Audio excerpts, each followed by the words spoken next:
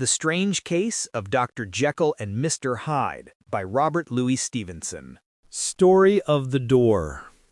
Mr. Utterson, the lawyer, was a man of a rugged countenance that was never lighted by a smile, cold, scanty, and embarrassed in discourse, backward in sentiment, lean, long, dusty, dreary, and yet somehow lovable. At friendly meetings, and when the wine was to his taste, something eminently human beaconed from his eye, something indeed which never found its way into his talk, but which spoke not only in these silent symbols of the after-dinner face, but more often and loudly in the acts of his life. He was austere with himself, drank gin when he was alone, to mortify a taste for vintages, and, though he enjoyed the theater, had not crossed the doors of one for 20 years. But he had an approved tolerance for others, sometimes wondering, almost with envy, at the high pressure of spirits involved in their misdeeds, and in any extremity inclined to help rather than to reprove. "I incline to Cain's heresy," he used to say quaintly. "I let my brother go to the devil in his own way." In this character it was frequently his fortune to be the last reputable acquaintance, and the last good influence in the lives of down-going men. And to such as these, so long as they came about his chambers, he never marked a shade of change in his demeanor. No doubt the feat was easy to Mr. Utterson, for he was undemonstrative at the best, and even his friendships seemed to be founded in a similar catholicity of good nature. It is the mark of a modest man to accept his friendly circle ready-made from the hands of opportunity. And that was the lawyer's way. His friends were those of his own blood or those whom he had known the longest. His affections, like ivy, were the growth of time. They implied no aptness in the object. Hence, no doubt, the bond that united him to Mr. Richard Enfield, his distant kinsman, the well-known man about town. It was a nut to crack for many what these two could see in each other, or what subject they could find in common. It was reported by those who encountered them in their Sunday walks that they said nothing, looked singularly dull, and would hail with obvious relief the appearance of a friend. For all that, the two men put the greatest store by these excursions, counted them the chief jewel of each week, and not only set aside occasions of pleasure, but even resisted the calls of business, that they might enjoy them uninterrupted. It chanced on one of these rambles that their way led them down a by-street in a busy quarter of London. The street was small and what is called quiet, but it drove a thriving trade on the weekdays. The inhabitants were all doing well, it seemed, and all emulously hoping to do better still, and laying out the surplus of their gains in coquetry, so that the shop-fronts stood along that thoroughfare with an air of invitation, like rows of smiling saleswomen. Even on Sunday, when it veiled its more florid charms and lay comparatively empty of passage, the street shone out, in contrast to its dingy neighborhood, like a fire in a forest. And with its freshly painted shutters, well-polished brasses, and general cleanliness and gaiety of note, instantly caught and pleased the eye of its passenger. 2 doors from one corner, on the left hand going east, the line was broken by the entry of a court, and just at that point a certain sinister block of building thrust forward its gable on the street. It was 2 stories high, showed no window, nothing but a door on the lower story, and a blind forehead of discolored wall on the upper, and bore in every feature the marks of prolonged and sordid neglect. The door, which was equipped with neither bell nor knocker, was blistered and disdained. Tramps slouched into the recess and struck matches on the panels. Children kept shop upon the steps. The schoolboy had tried his knife on the moldings, and for close on a generation no one had appeared to drive away these random visitors or to repair their ravages. Mr. Enfield and the lawyer were on the other side of the by-street, but when they came abreast of the entry, the former lifted up his cane and pointed. "Did you ever remark that door?" he asked, and when his companion had replied in the affirmative, "It is connected in my mind," added he, "with a very odd story. "Indeed," said Mr. Utterson, with a slight change of voice. "And what was that?" "Well, it was this way," returned Mr. Enfield. "I was coming home from some place at the end of the world about 3 o'clock of a black winter morning, and my way lay through a part of town where there was literally nothing to be seen but lamps. Street after street, and all the folks asleep. Street after street, all lighted up as if for a procession, and all as empty as a church, till at last I got into that state of mind when a man listens and begins to long for the sight of a policeman. All at once I saw two figures, one a little man who was stumping along eastward at a good walk, and the other a girl of maybe 8 or 10 who was running as hard as she was down across street. Well, sir, the two ran into one another naturally enough at the corner, and then came the horrible part of the thing, for the man trampled calmly over the child's body and left her screaming on the ground. It sounds nothing to hear, but it was hellish to see. It wasn't like a man, it was like some damned juggernaut. I gave a view hallah, took to my heels, collared my gentleman, and brought him back to where there was already quite a group about the screaming child. He was perfectly cool and made no resistance, but gave me one look, so ugly that it brought out the sweat on me like running. The people who had turned out were the girl's own family, and pretty soon the doctor, for whom she had been sent, put in his appearance. Well, the child was not much the worse, more frightened, according to the sawbones, and there you might have supposed would be an end to it. But there was one curious circumstance. I had taken a loathing to my gentleman at first sight, so had the child's family, which was only natural. But the doctor's case was what struck me.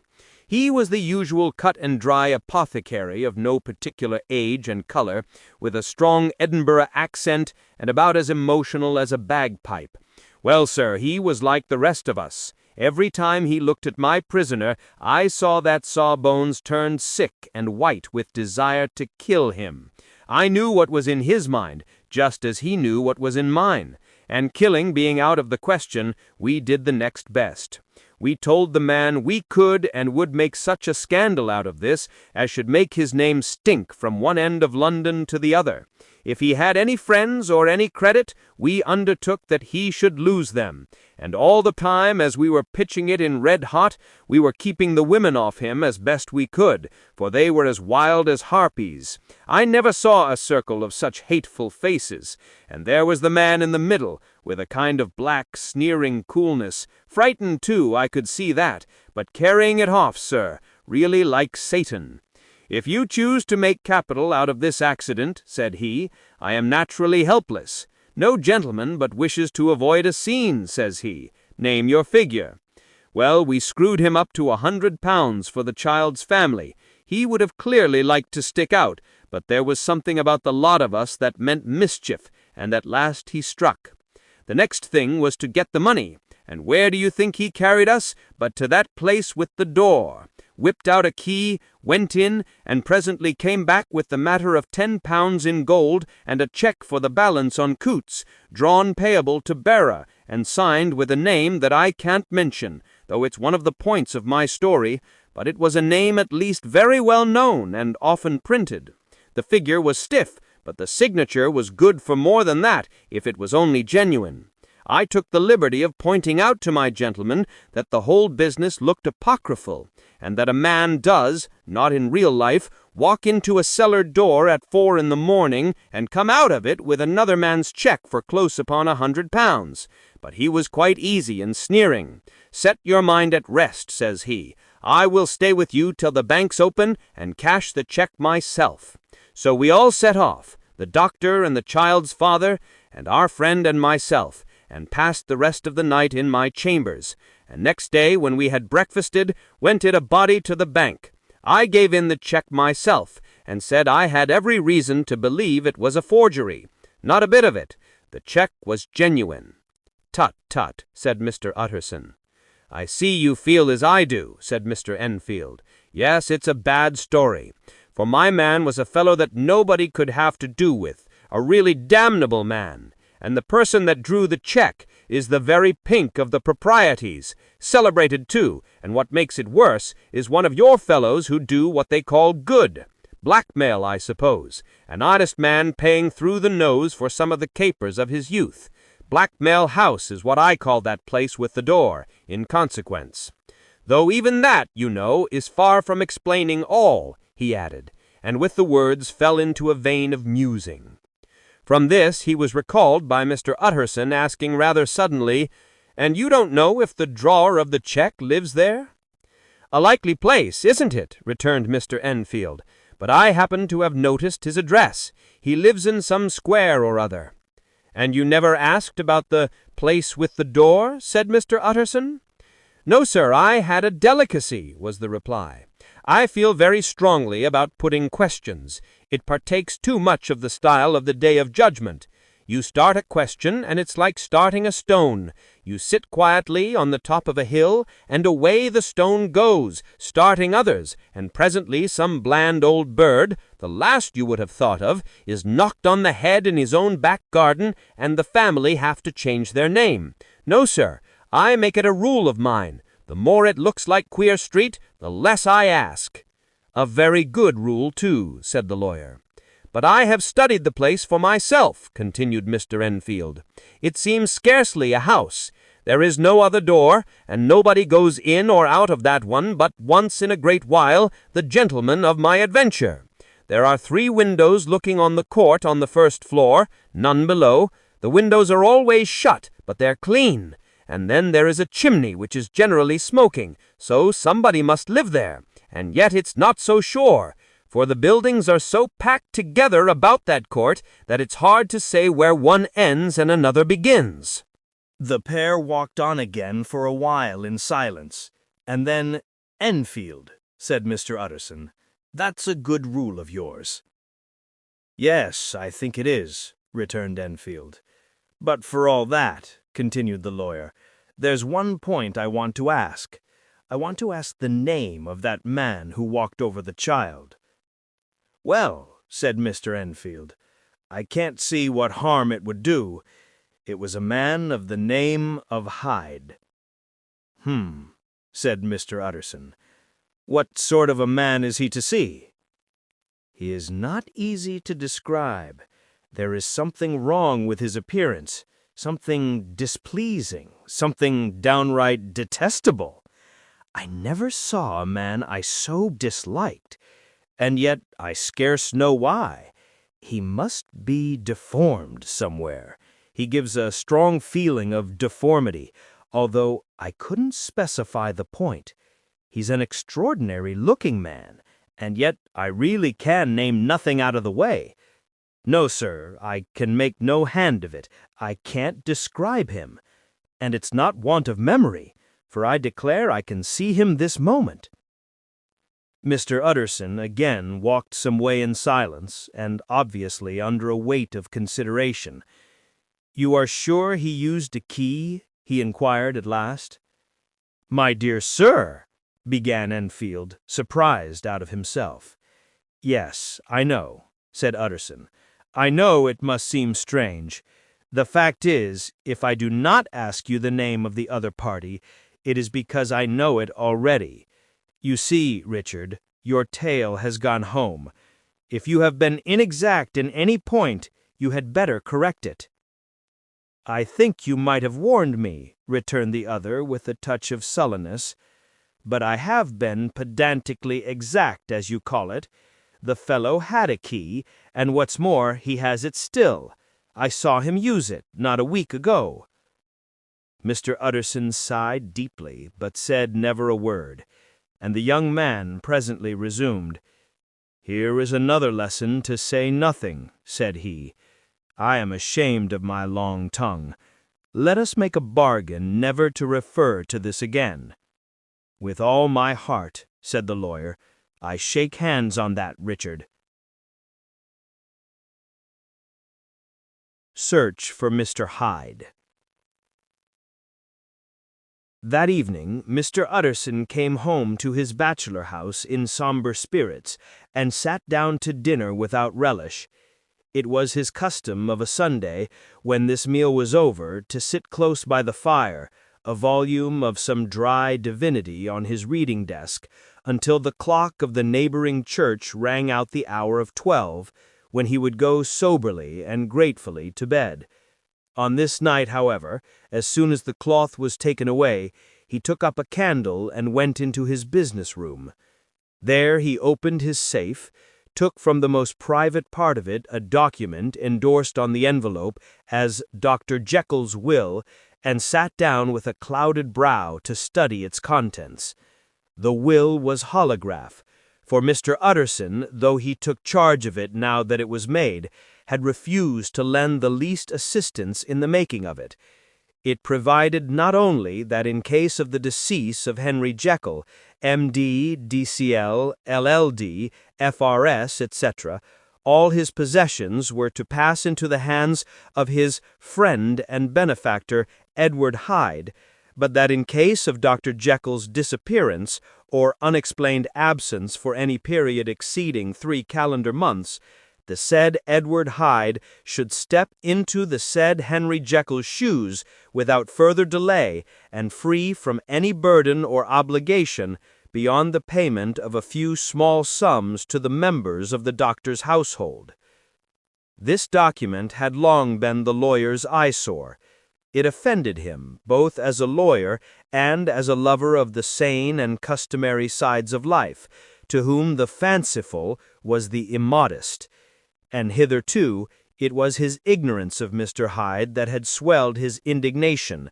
Now, by a sudden turn, it was his knowledge. It was already bad enough when the name was but a name of which he could learn no more. It was worse when it began to be clothed upon detestable attributes, and out of the shifting insubstantial mists that had so long baffled his eye, there leapt up the sudden, definite presentment of a fiend. "I thought it was madness," he said, as he replaced the obnoxious paper in the safe, "and now I begin to fear it is disgrace." With that he blew out his candle, put on a greatcoat, and set forth in the direction of Cavendish Square, that citadel of medicine, where his friend, the great Dr. Lanyon, had his house and received his crowding patients. If anyone knows, it will be Lanyon, he had thought. The solemn butler knew and welcomed him. He was subjected to no stage of delay, but ushered direct from the door to the dining-room where Dr. Lanyon sat alone over his wine. This was a hardy, healthy, dapper, red-faced gentleman, with a shock of hair prematurely white, and a boisterous and decided manner. At sight of Mr. Utterson, he sprang up from his chair and welcomed him with both hands. The geniality, as was the way of the man, was somewhat theatrical to the eye, but it reposed on genuine feeling. For these two were old friends, old mates both at school and college, both thorough respecters of themselves and of each other, and, what does not always follow, men who thoroughly enjoyed each other's company. After a little rambling talk, the lawyer led up to the subject which so disagreeably preoccupied his mind. "You suppose, Lanyon, I and you must be the two oldest friends that Henry Jekyll has?" "I wish the friends were younger," chuckled Dr. Lanyon, "but I suppose we are. And what of that? I see little of him now." "Indeed," said Utterson, "I thought you had a bond of common interest." "We had," was the reply, "but it is more than 10 years since Henry Jekyll became too fanciful for me. He began to go wrong in mind, and though of course I continued to take an interest in him for old sake's sake, as they say, I see and I have seen devilish little of the man. Such unscientific balderdash," added the doctor, flushing suddenly purple, "would have estranged Damon and Pythias." This little spurt of temper was somewhat of a relief to Mr. Utterson. They have only differed on some point of science, he thought, and being a man of no scientific passions, except in the matter of conveyancing, he even added, "It is nothing worse than that." He gave his friend a few seconds to recover his composure and then approached the question he had come to put. "Did you ever come across a protégé of his, one Hyde?" he asked. "Hyde," repeated Lanyon. "No, never heard of him, since my time." That was the amount of information that the lawyer carried back with him to the great, dark bed on which he tossed to and fro until the small hours of the morning began to grow large. It was a night of little ease to his toiling mind, toiling in mere darkness and besieged by questions. 6 o'clock struck on the bells of the church that was so conveniently near to Mr. Utterson's dwelling, and still he was digging at the problem. Hitherto it had touched him on the intellectual side alone, but now his imagination also was engaged, or rather enslaved, and as he lay and tossed in the gross darkness of the night and the curtained room, Mr. Enfield's tale went by before his mind in a scroll of lighted pictures. He would be aware of the great field of lamps of a nocturnal city, then of the figure of a man walking swiftly, then of a child running from the doctor's, and then these met, and that human juggernaut trod the child down and passed on regardless of her screams. Or else he would see a room in a rich house where his friend lay asleep, dreaming and smiling at his dreams. And then the door of that room would be opened, the curtains of the bed plucked apart, the sleeper recalled, and lo, there would stand by his side a figure to whom power was given, and even at that dead hour he must rise and do its bidding. The figure in these two phases haunted the lawyer all night, and if at any time he dozed over, it was but to see it glide more stealthily through sleeping houses, or move the more swiftly, and still the more swiftly, even to dizziness, through wider labyrinths of lamp-lit city, and at every street corner crush a child and leave her screaming. And still the figure had no face by which he might know it. Even in his dreams it had no face, or one that baffled him and melted before his eyes. And thus it was that there sprang up and grew apace in the lawyer's mind a singularly strong, almost an inordinate curiosity to behold the features of the real Mr. Hyde. If he could but once set eyes on him, he thought the mystery would lighten and perhaps roll altogether away, as was the habit of mysterious things when well examined. He might see a reason for his friend's strange preference or bondage, call it which you please, and even for the startling clause of the will. At least it would be a face worth seeing, the face of a man who was without bowels of mercy, a face which had but to show itself to raise up, in the mind of the unimpressionable Enfield, a spirit of enduring hatred.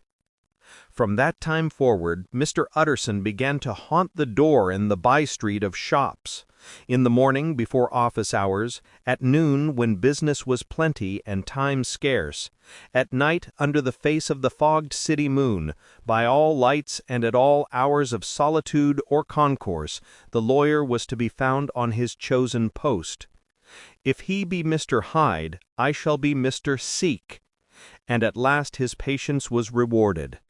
It was a fine dry night, frost in the air, the streets as clean as a ballroom floor, the lamps unshaken by any wind, drawing a regular pattern of light and shadow. By 10 o'clock, when the shops were closed, the by-street was very solitary, and in spite of the low growl of London from all around, very silent. Small sounds carried far. Domestic sounds out of the houses were clearly audible on either side of the roadway, and the rumor of the approach of any passenger preceded him by a long time. Mr. Utterson had been some minutes at his post when he was aware of an odd, light footstep drawing near. In the course of his nightly patrols, he had long grown accustomed to the quaint effect with which the footfalls of a single person, while he is still a great way off, suddenly spring distinct from the vast hum and clatter of the city. Yet his attention had never before been so sharply and decisively arrested, and it was with a strong superstitious prevision of success that he withdrew into the entry of the court. The steps drew swiftly nearer, and swelled out suddenly louder as they turned the end of the street. The lawyer, looking forth from the entry, could soon see what manner of man he had to deal with. He was small and very plainly dressed, and the look of him, even at that distance, went somehow strongly against the watcher's inclination. But he made straight for the door, crossing the roadway to save time, and as he came, he drew a key from his pocket, like one approaching home. Mr. Utterson stepped out and touched him on the shoulder as he passed. "Mr. Hyde, I think." Mr. Hyde shrank back with a hissing intake of the breath, but his fear was only momentary, and though he did not look the lawyer in the face, he answered coolly enough, "That is my name. What do you want?" "I see you are going in," returned the lawyer. "I am an old friend of Dr. Jekyll's, Mr. Utterson of Gaunt Street. You must have heard my name, and meeting you so conveniently, I thought you might admit me." "You will not find Dr. Jekyll. He is from home," replied Mr. Hyde, blowing in the key, and then suddenly, but still without looking up, "How did you know me?" he asked. "On your side," said Mr. Utterson. "Will you do me a favor?" "With pleasure," replied the other. "What shall it be?" "Will you let me see your face?" asked the lawyer. Mr. Hyde appeared to hesitate, and then, as if upon some sudden reflection, fronted about with an air of defiance, and the pair stared at each other pretty fixedly for a few seconds. "Now I shall know you again," said Mr. Utterson. "It may be useful." "Yes," returned Mr. Hyde, "it is as well we have met, and apropos, you should have my address." And he gave a number of a street in Soho. Good God, thought Mr. Utterson, can he too have been thinking of the will? But he kept his feelings to himself, and only grunted in acknowledgment of the address. "And now," said the other, "how did you know me?" "By description," was the reply. "Whose description?" "We have common friends," said Mr. Utterson. "Common friends," echoed Mr. Hyde, a little hoarsely. "Who are they?" "Jekyll, for instance," said the lawyer. "He never told you," cried Mr. Hyde, with a flush of anger. "I did not think you would have lied." "Come," said Mr. Utterson, "that is not fitting language." The other snarled aloud into a savage laugh, and the next moment, with extraordinary quickness, he had unlocked the door and disappeared into the house. The lawyer stood a while when Mr. Hyde had left him, the picture of disquietude. Then he began slowly to mount the street, pausing every step or two and putting his hand to his brow like a man in mental perplexity. The problem he was thus debating as he walked was one of a class that is rarely solved. Mr. Hyde was pale and dwarfish. He gave an impression of deformity without any nameable malformation. He had a displeasing smile.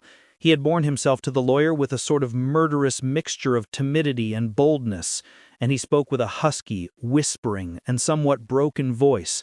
All these were points against him, but not all of these together could explain the hitherto unknown disgust, loathing, and fear with which Mr. Utterson regarded him.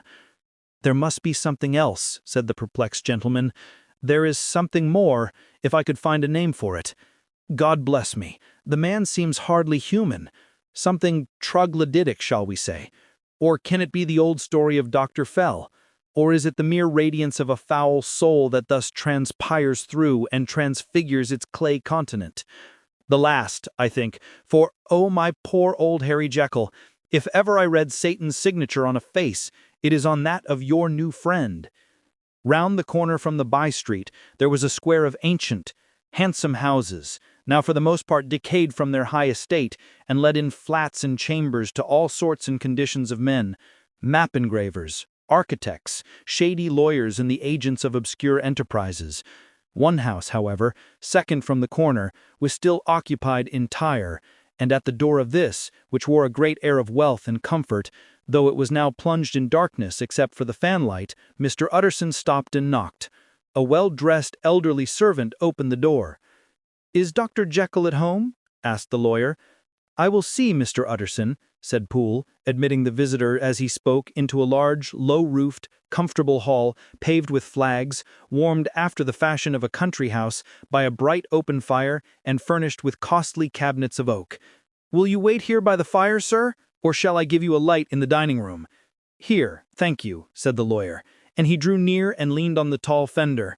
This hall, in which he was now left alone, was a pet fancy of his friend the doctor's, and Utterson himself was wont to speak of it as the pleasantest room in London, but tonight there was a shudder in his blood. The face of Hyde sat heavy on his memory. He felt, what was rare for him, a nausea and distaste of life, and in the gloom of his spirits he seemed to read a menace in the flickering of the firelight on the polished cabinets and the uneasy starting of the shadow on the roof. He was ashamed of his relief when Poole presently returned to announce that Dr. Jekyll had gone out. "I saw Mr. Hyde go in by the old dissecting-room door, Poole. Is that right, when Dr. Jekyll is from home?" "Quite right, Mr. Utterson," said the servant. "Mr. Hyde has a key." "Well, but since we have touched upon this business, and for the last time, I hope," continued the doctor, "there is one point I should like you to understand. I have really a very great interest in poor Hyde. I know you have seen him, he told me so, and I fear he was rude. But I do sincerely take a very great interest in that young man, and if I am taken away, Utterson, I wish you to promise me that you will bear with him and get his rights for him. I think you would if you knew all, and it would be a weight off my mind if you would promise." "I can't pretend that I shall ever like him," said the lawyer. "I don't ask that," pleaded Jekyll, laying his hand upon the other's arm. "I only ask for justice. I only ask you to help him for my sake, when I am no longer here." Utterson heaved an irrepressible sigh. "Well," he said, "I promise." The Carew murder case.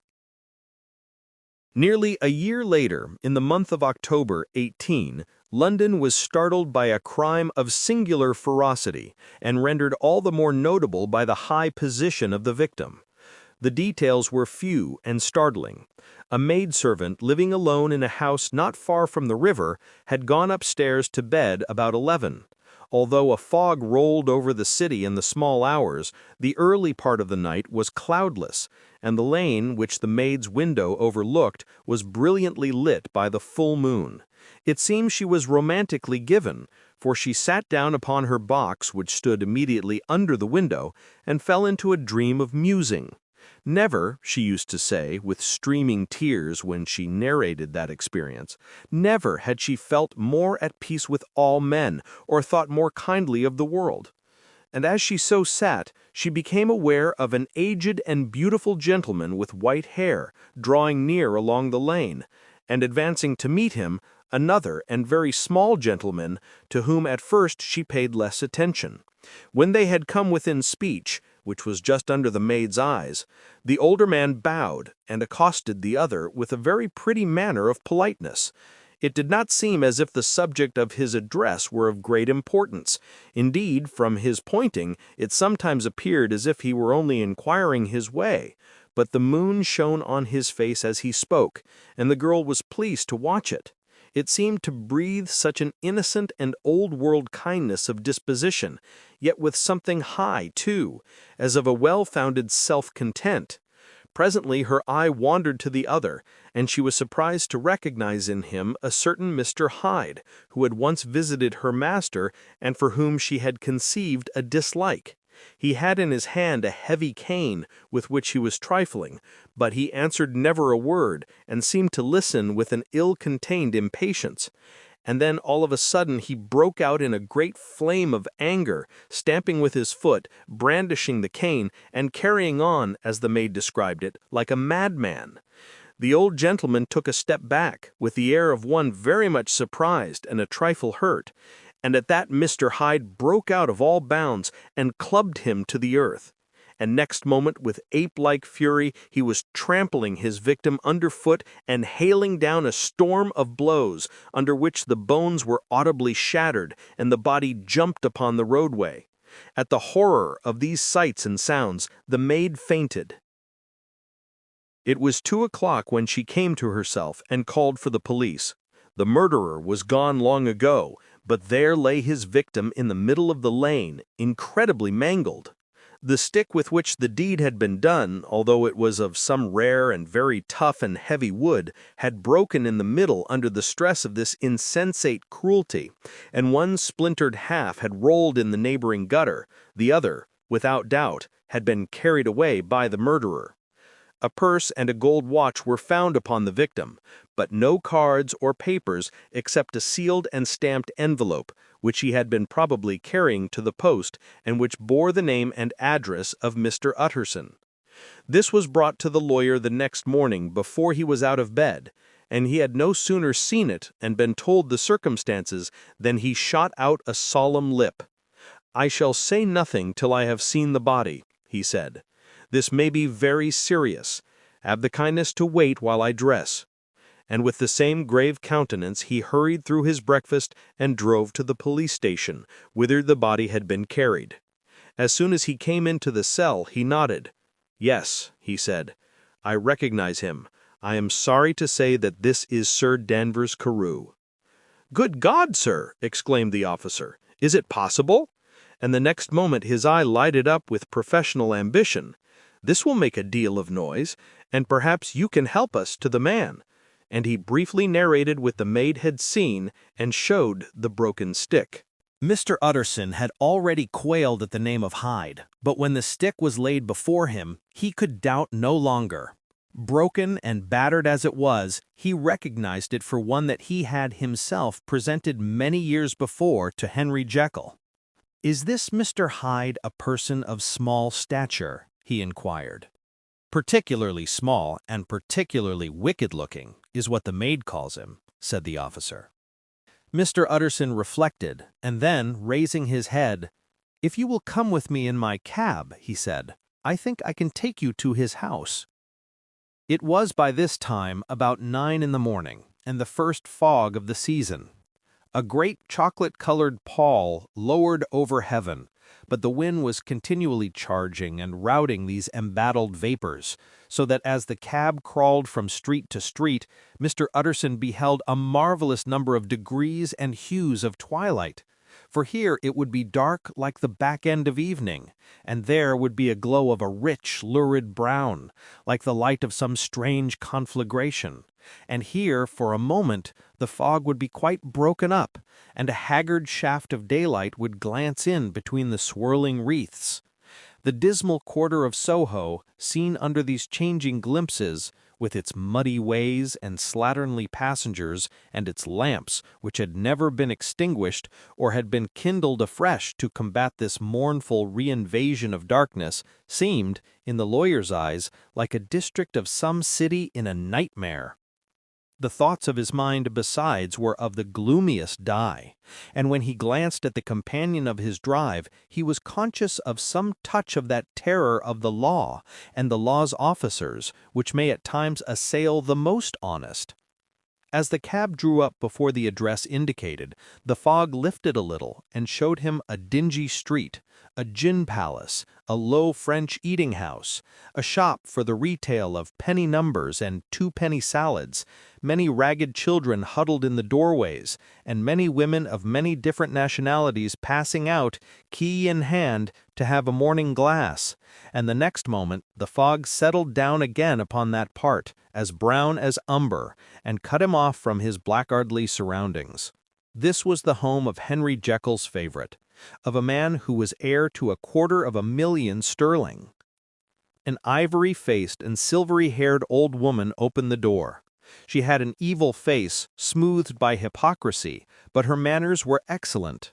Yes, she said, this was Mr. Hyde's, but he was not at home. He had been in that night very late, but had gone away again in less than an hour. There was nothing strange in that. His habits were very irregular, and he was often absent. For instance, it was nearly 2 months since she had seen him till yesterday. Very well, then, we wish to see his rooms, said the lawyer. And when the woman began to declare it was impossible, I had better tell you who this person is, he added. This is Inspector Newcomen of Scotland Yard. A flash of odious joy appeared upon the woman's face. Ah, she said, he is in trouble. What has he done? Mr. Utterson and the inspector exchanged glances. He don't seem a very popular character, observed the latter. And now, my good woman, just let me and this gentleman have a look about us. In the whole extent of the house, which but for the old woman remained otherwise empty, Mr. Hyde had only used a couple of rooms, but these were furnished with luxury and good taste. A closet was filled with wine, the plate was of silver, the napery elegant. A good picture hung upon the walls, a gift, as Utterson supposed, from Henry Jekyll, who was much of a connoisseur, and the carpets were of many plies and agreeable in color. At this moment, however, the rooms bore every mark of having been recently and hurriedly ransacked. Clothes lay about the floor, with their pockets inside out. Lock-fast drawers stood open, and on the hearth there lay a pile of gray ashes, as though many papers had been burned. From these embers the inspector disinterred the butt end of a green checkbook which had resisted the action of the fire. The other half of the stick was found behind the door, and as this clinched his suspicions, the officer declared himself delighted. A visit to the bank, where several £1,000 were found to be lying to the murderer's credit, completed his gratification. "You may depend on it, sir," he told Mr. Utterson, "I have him in my hand. He must have lost his head, or he never would have left the stick, or above all burned the checkbook. Why, money is life to the man. We have nothing to do but wait for him at the bank and get out the handbills." This last, however, was not so easy of accomplishment, for Mr. Hyde had numbered few familiars. Even the master of the servant-maid had only seen him twice. His family could nowhere be traced, he had never been photographed, and the few who could describe him differed widely, as common observers will. Only on one point were they agreed, and that was the haunting sense of unexpressed deformity with which the fugitive impressed his beholders. Incident of the letter. It was late in the afternoon that Mr. Utterson found his way to Dr. Jekyll's door, where he was at once admitted by Poole and carried down by the kitchen offices and across a yard that had once been a garden to the building which was indifferently known as the laboratory or the dissecting rooms. The doctor had bought the house from the heirs of a celebrated surgeon, and his own tastes, being rather chemical than anatomical, had changed the destination of the block at the bottom of the garden. It was the first time that the lawyer had been received in that part of his friend's quarters, and he eyed the dingy windowless structure with curiosity, and gazed around with a distasteful sense of strangeness as he crossed the theater, once crowded with eager students and now lying gaunt and silent, the tables laden with chemical apparatus, the floor strewn with crates and littered with packing straw, and the light falling dimly through the foggy cupola. At the further end, a flight of stairs mounted to a door covered with red baize, and through this Mr. Utterson was at last received into the doctor's cabinet. It was a large room, fitted round with glass presses, furnished among other things with the cheval glass and a business table, and looking out upon the court by 3 dusty windows barred with iron. The fire burned in the grate. A lamp was set lighted on the chimney shelf, for even in the houses the fog began to lie thickly. And there, close up to the warmth, sat Dr. Jekyll, looking deathly sick. He did not rise to meet his visitor, but held out a cold hand and bade him welcome in a changed voice. "And now," said Mr. Utterson, as soon as Poole had left them, "you have heard the news?" The doctor shuddered. "They were crying it in the square," he said. "I heard them in my dining room." "One word," said the lawyer. "Carew was my client, but so are you, and I want to know what I am doing. You have not been mad enough to hide this fellow?" "Utterson, I swear to God," cried the doctor, "I swear to God I will never set eyes on him again. I bind my honor to you that I am done with him in this world. It is all at an end. And indeed he does not want my help. You do not know him as I do. He is safe. He is quite safe. Mark my words, he will never more be heard of." The lawyer listened gloomily. He did not like his friend's feverish manner. "You seem pretty sure of him," said he, "and for your sake I hope you may be right. If it came to a trial, your name might appear." "I am quite sure of him," replied Jekyll.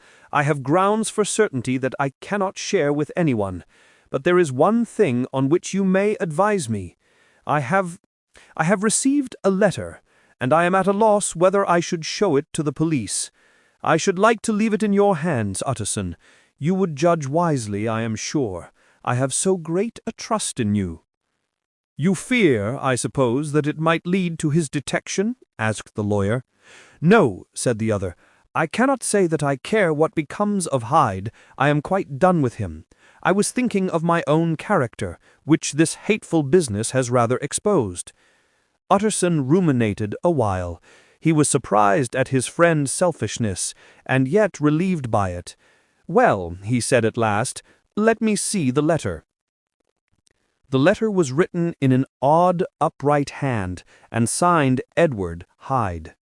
And it signified, briefly enough, that the writer's benefactor, Dr. Jekyll, whom he had long so unworthily repaid for 1,000 generosities, need labor under no alarm for his safety, as he had means of escape on which he placed a sure dependence. The lawyer liked this letter well enough. It put a better color on the intimacy than he had looked for, and he blamed himself for some of his past suspicions. "Have you the envelope?" he asked. "I burned it," replied Jekyll, "before I thought what I was about, but it bore no postmark. The note was handed in." "Shall I keep this and sleep upon it?" asked Utterson. "I wish you to judge for me entirely," was the reply. "I have lost confidence in myself." "Well, I shall consider," returned the lawyer. "And now one more word. It was Hyde who dictated the terms in your will about that disappearance?" The doctor seemed seized with a qualm of faintness. He shut his mouth tight and nodded. "I knew it," said Utterson. "He meant to murder you. You have had a fine escape." "I have had what is far more to the purpose," returned the doctor solemnly. "I have had a lesson. O God, Utterson, what a lesson I have had!" And he covered his face for a moment with his hands. On his way out, the lawyer stopped and had a word or two with Poole. "By the by," said he, "there was a letter handed in today. What was the messenger like?" But Poole was positive nothing had come except by post, and only circulars by that, he added. This news sent off the visitor with his fears renewed. Plainly the letter had come by the laboratory door. Possibly, indeed, it had been written in the cabinet, and if that were so, it must be differently judged and handled with the more caution. The newsboys, as he went, were crying themselves hoarse along the footways. "Special edition! Shocking murder of an MP!" That was the funeral oration of one friend and client, and he could not help a certain apprehension lest the good name of another should be sucked down in the eddy of the scandal. It was, at least, a ticklish decision that he had to make, and self-reliant as he was by habit, he began to cherish a longing for advice. It was not to be had directly, but perhaps, he thought, it might be fished for. Presently after, he sat on one side of his own hearth, with Mr. Guest, his head clerk, on the other, and midway between, at a nicely calculated distance from the fire, a bottle of a particular old wine that had long dwelt unsunned in the foundations of his house.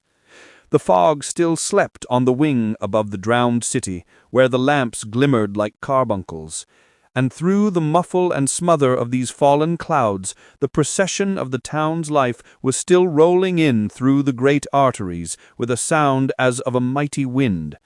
But the room was gay with firelight. In the bottle the acids were long ago resolved. The imperial dye had softened with time, as the color grows richer in stained windows, and the glow of hot autumn afternoons on hillside vineyards was ready to be set free and to disperse the fogs of London. Insensibly, the lawyer melted. There was no man from whom he kept fewer secrets than Mr. Guest, and he was not always sure that he kept as many as he meant. Guest had often been on business to the doctor's. He knew Poole. He could scarce have failed to hear of Mr. Hyde's familiarity about the house. He might draw conclusions. Was it not as well, then, that he should see a letter which put that mystery to rights? And above all, since Guest, being a great student and critic of handwriting, would consider the step natural and obliging. The clerk, besides, was a man of counsel. He could scarce read so strange a document without dropping a remark, and by that remark Mr. Utterson might shape his future course. This is a sad business about Sir Danvers. Yes, sir, indeed, it has elicited a great deal of public feeling. The man, of course, was mad. I should like to hear your views on that. I have a document here in his handwriting. It is between ourselves, for I scarce know what to do about it. It's an ugly business at the best, but there it is, quite in your way, a murderer's autograph. Guest's eyes brightened, and he sat down at once and studied it with passion. No, sir, not mad, but it is an odd hand, and by all accounts a very odd writer. Just then the servant entered with a note. "Is that from Dr. Jekyll, sir?" inquired the clerk. "I thought I knew the writing. Anything private, Mr. Utterson?" "Only an invitation to dinner. Why, do you want to see it?" "One moment. I thank you, sir." And the clerk laid the 2 sheets of paper alongside and sedulously compared their contents. "Thank you, sir," he said at last, returning both. "It's a very interesting autograph." There was a pause, during which Mr. Utterson struggled with himself. "Why did you compare them, guest?" he inquired suddenly. "Well, sir," returned the clerk, "there's a rather singular resemblance. The 2 hands are in many points identical, only differently sloped." "Rather quaint," said Utterson. "It is, as you say, rather quaint," returned Guest. "I wouldn't speak of this note, you know," said the master. "No, sir," said the clerk. "I understand." But no sooner was Mr. Utterson alone that night than he locked the note into his safe, where it reposed from that time forward. What, he thought, Henry Jekyll forge for a murderer? And his blood ran cold in his veins. Remarkable Incident of Dr. Lanyon. Time ran on. Thousands of pounds were offered in reward, for the death of Sir Danvers was resented as a public injury. But Mr. Hyde had disappeared out of the ken of the police, as though he had never existed. Much of his past was unearthed, indeed, and all disreputable. Tales came out of the man's cruelty, at once so callous and violent, of his vile life, of his strange associates, of the hatred that seemed to have surrounded his career, but of his present whereabouts, not a whisper. From the time he had left the house in Soho on the morning of the murder, he was simply blotted out, and gradually, as time drew on, Mr. Utterson began to recover from the hotness of his alarm, and to grow more at quiet with himself. The death of Sir Danvers was, to his way of thinking, more than paid for by the disappearance of Mr. Hyde. Now that evil influence had been withdrawn, a new life began for Dr. Jekyll. He came out of his seclusion, renewed relations with his friends, became once more their familiar guest and entertainer, and whilst he had always been known for charities, he was now no less distinguished for religion. He was busy, he was much in the open air, he did good. His face seemed to open and brighten, as if with an inward consciousness of service, and for more than 2 months the doctor was at peace. On the 8th of January, Utterson had dined at the doctor's with a small party. Lanyon had been there, and the face of the host had looked from one to the other as in the old days when the trio were inseparable friends. On the 12th, and again on the 14th, the door was shut against the lawyer. The doctor was confined to the house, Poole said, and saw no one. On the 15th, he tried again and was again refused, and having now been used for the last 2 months to see his friend almost daily, he found this return of solitude to weigh upon his spirits. The 5th night he had in Guest to dine with him, and the 6th he betook himself to Dr. Lanyon's. There, at least, he was not denied admittance, but when he came in he was shocked at the change which had taken place in the doctor's appearance. He had his death warrant written legibly upon his face. The rosy man had grown pale, his flesh had fallen away, he was visibly balder and older, and yet it was not so much these tokens of a swift physical decay that arrested the lawyer's notice as a look in the eye and quality of manner that seemed to testify to some deep-seated terror of the mind. It was unlikely that the doctor should fear death, and yet that was what Utterson was tempted to suspect. Yes, he thought, he is a doctor, he must know his own state, and that his days are counted, and the knowledge is more than he can bear. and yet when Utterson remarked on his ill looks, it was with an air of great firmness that Lanyon declared himself a doomed man. "I have had a shock, and I shall never recover. It is a question of weeks. Well, life has been pleasant. I liked it. Yes, sir, I used to like it. I sometimes think if we knew all, we should be more glad to get away." "Jekyll is ill, too," observed Utterson. "Have you seen him?" But Lanyon's face changed, and he held up a trembling hand. "I wish to see or hear no more of Dr. Jekyll," he said in a loud, unsteady voice. "I am quite done with that person, and I beg that you will spare me any allusion to one whom I regard as dead." "Tut, tut," said Mr. Utterson, and then, after a considerable pause, "Can't I do anything?" he inquired. "We are three very old friends, Lanyon. We shall not live to make others." "Nothing can be done," returned Lanyon. "Ask himself." "He will not see me," said the lawyer. "I am not surprised at that," was the reply. "Some day, Utterson, after I am dead, you may perhaps come to learn the right and wrong of this. I cannot tell you. And in the meantime, if you can sit and talk with me of other things, for God's sake, stay and do so. But if you cannot keep clear of this accursed topic, then in God's name go, for I cannot bear it." As soon as he got home, Utterson sat down and wrote to Jekyll, complaining of his exclusion from the house and asking the cause of this unhappy break with Lanyon. And the next day brought him a long answer, often very pathetically worded, and sometimes darkly mysterious in drift. The quarrel with Lanyon was incurable. "I do not blame our old friend," Jekyll wrote, "but I share his view that we must never meet. I mean from henceforth to lead a life of extreme seclusion. You must not be surprised, nor must you doubt my friendship if my door is often shut, even to you. You must suffer me to go my own dark way. I have brought on myself a punishment and a danger that I cannot name. If I am the chief of sinners, I am the chief of sufferers also. I could not think that this earth contained a place for sufferings and terrors so unmanning, and you can do but one thing, Utterson, to lighten this destiny, and that is to respect my silence." Utterson was amazed. The dark influence of Hyde had been withdrawn. The doctor had returned to his old tasks in Amities. A week ago the prospect had smiled with every promise of a cheerful and an honored age, and now in a moment friendship and peace of mind and the whole tenor of his life were wrecked. So great and unprepared a change pointed to madness. But in view of Lanyon's manner and words, there must lie for it some deeper ground. A week afterwards, Dr. Lanyon took to his bed, and in something less than a fortnight he was dead. The night after the funeral, at which he had been sadly affected, Utterson locked the door of his business room, and sitting there by the light of a melancholy candle, drew out and set before him an envelope addressed by the hand and sealed with the seal of his dead friend.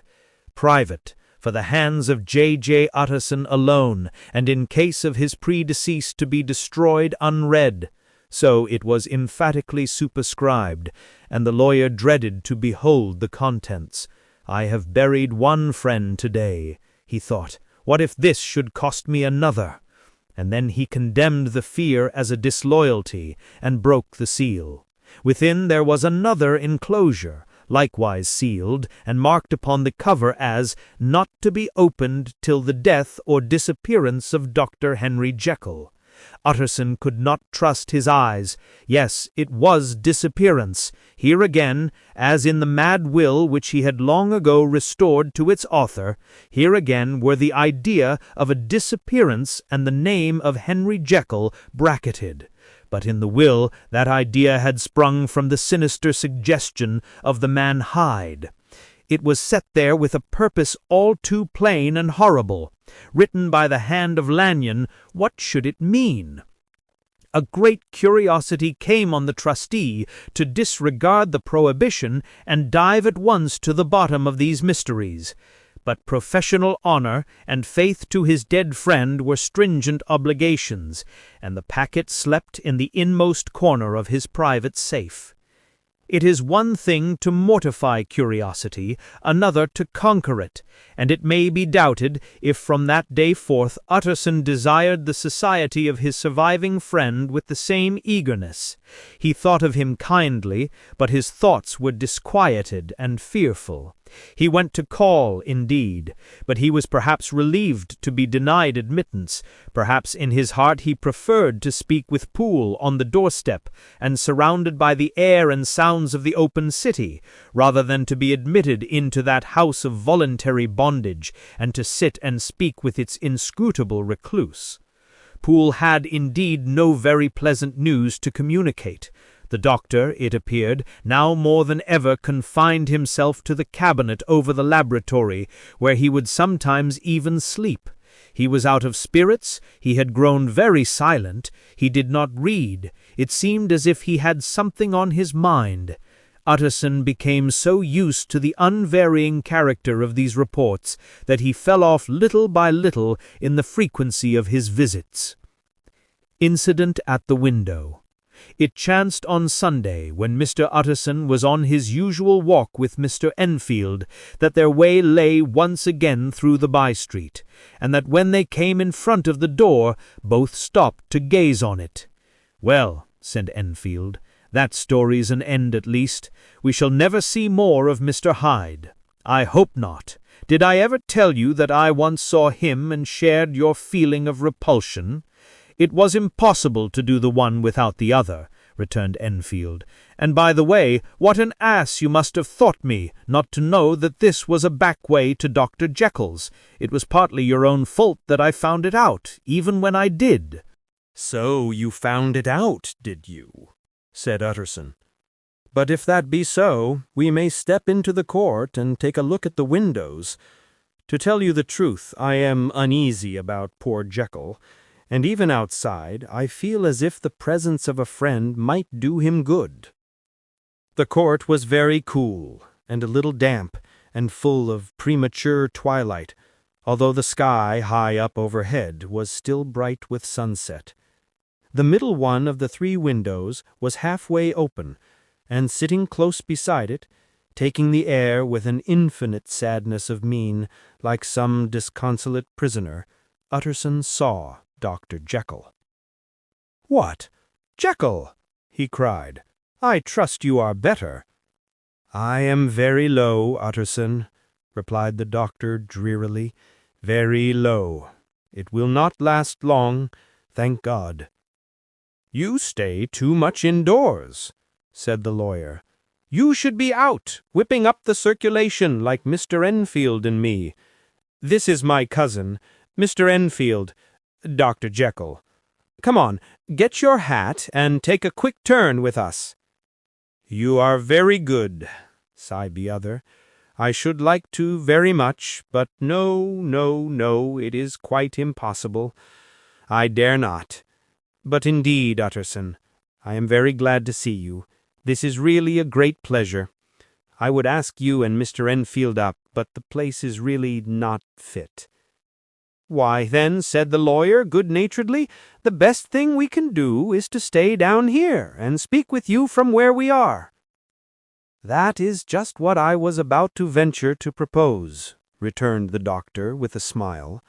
But the words were hardly uttered before the smile was struck out of his face, and succeeded by an expression of such abject terror and despair as froze the very blood of the two gentlemen below. They saw it but for a glimpse, for the window was instantly thrust down, but that glimpse had been sufficient, and they turned and left the court without a word. In silence, too, they traversed the by-street, and it was not until they had come into a neighboring thoroughfare, where even upon a Sunday there were still some stirrings of life, that Mr. Utterson at last turned and looked at his companion. They were both pale, and there was an answering horror in their eyes. "God forgive us! God forgive us!" said Mr. Utterson. But Mr. Enfield only nodded his head very seriously, and walked on once more in silence. The last night.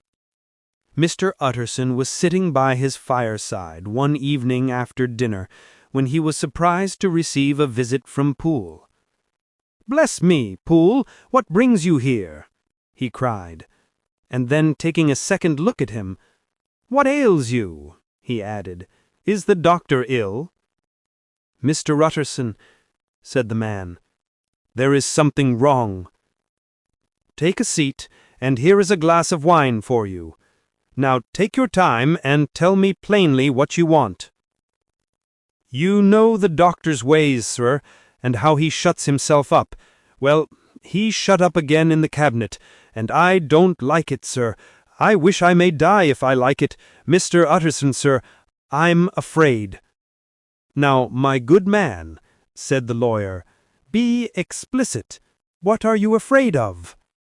"I've been afraid for about a week," returned Poole, doggedly disregarding the question, "and I can bear it no more." The man's appearance amply bore out his words. His manner was altered for the worse, and except for the moment when he had first announced his terror, he had not once looked the lawyer in the face. Even now he sat with the glass of wine untasted on his knee, and his eyes directed to a corner of the floor. "I can bear it no more," he repeated. "Come," said the lawyer. "I see you have some good reason, Poole. I see there is something seriously amiss. Try to tell me what it is." "I think there's been foul play," said Poole, hoarsely. "Foul play?" cried the lawyer, a good deal frightened, and rather inclined to be irritated in consequence. "What foul play? What does the man mean?" "I daren't say, sir," was the answer. "But will you come along with me and see for yourself?" Mr. Utterson's only answer was to rise and get his hat and greatcoat, but he observed with wonder the greatness of the relief that appeared upon the butler's face, and perhaps with no less that the wine was still untasted when he set it down to follow. It was a wild, cold, seasonable night of March, with a pale moon lying on her back as though the wind had tilted her, and a flying wrack of the most diaphanous and lawny texture. The wind made talking difficult, and flecked the blood into the face. It seemed to have swept the streets unusually bare of passengers besides, for Mr. Utterson thought he had never seen that part of London so deserted. He could have wished it otherwise. Never in his life had he been conscious of so sharp a wish to see and touch his fellow creatures, for struggle as he might, there was borne in upon his mind a crushing anticipation of calamity. The square, when they got there, was all full of wind and dust, and the thin trees in the garden were lashing themselves along the railing.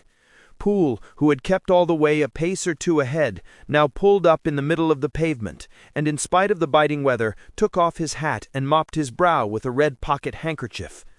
But for all the hurry of his coming, these were not the dews of exertion that he wiped away, but the moisture of some strangling anguish, for his face was white, and his voice, when he spoke, harsh and broken. "Well, sir," he said, "here we are, and God grant there be nothing wrong." "Amen, Poole," said the lawyer. Thereupon the servant knocked in a very guarded manner. The door was opened on the chain, and a voice asked from within, "Is that you, Poole?" "It's all right," said Poole. "Open the door." The hall, when they entered it, was brightly lighted up. The fire was built high, and about the hearth the whole of the servants, men and women, stood huddled together like a flock of sheep. At the sight of Mr. Utterson, the housemaid broke into hysterical whimpering, and the cook, crying out, "Bless God, it's Mr. Utterson," ran forward as if to take him in her arms. What, are you all here?" said the lawyer peevishly. "Very irregular, very unseemly. Your master would be far from pleased." "They're all afraid," said Poole. Blank silence followed, no one protesting. Only the maid lifted up her voice and now wept loudly. "Hold your tongue," Poole said to her, with a ferocity of accent that testified to his own jangled nerves. And indeed, when the girl had so suddenly raised the note of her lamentation, they had all started and turned toward the inner door with faces of dreadful expectation. "And now," continued the butler, addressing the knife boy, "reach me a candle, and we'll get this through hands at once." And then he begged Mr. Utterson to follow him, and led the way to the back garden. "Now, sir," he said, "you come as gently as you can. I want you to hear, and I don't want you to be heard. And see here, sir, if by any chance he was to ask you in, don't go." Mr. Utterson's nerves at this unlooked-for termination gave a jerk that nearly threw him from his balance, but he recollected his courage and followed the butler into the laboratory building and through the surgical theater, with its lumber of crates and bottles, to the foot of the stair. Here Poole motioned him to stand on one side and listen, while he himself, setting down the candle and making a great and obvious call on his resolution, mounted the steps and knocked with a somewhat uncertain hand on the red baize of the cabinet door. "Mr. Utterson, sir, asking to see you," he called, and even as he did so, once more violently signed to the lawyer to give ear. A voice answered from within, "Tell him I cannot see anyone," it said complainingly.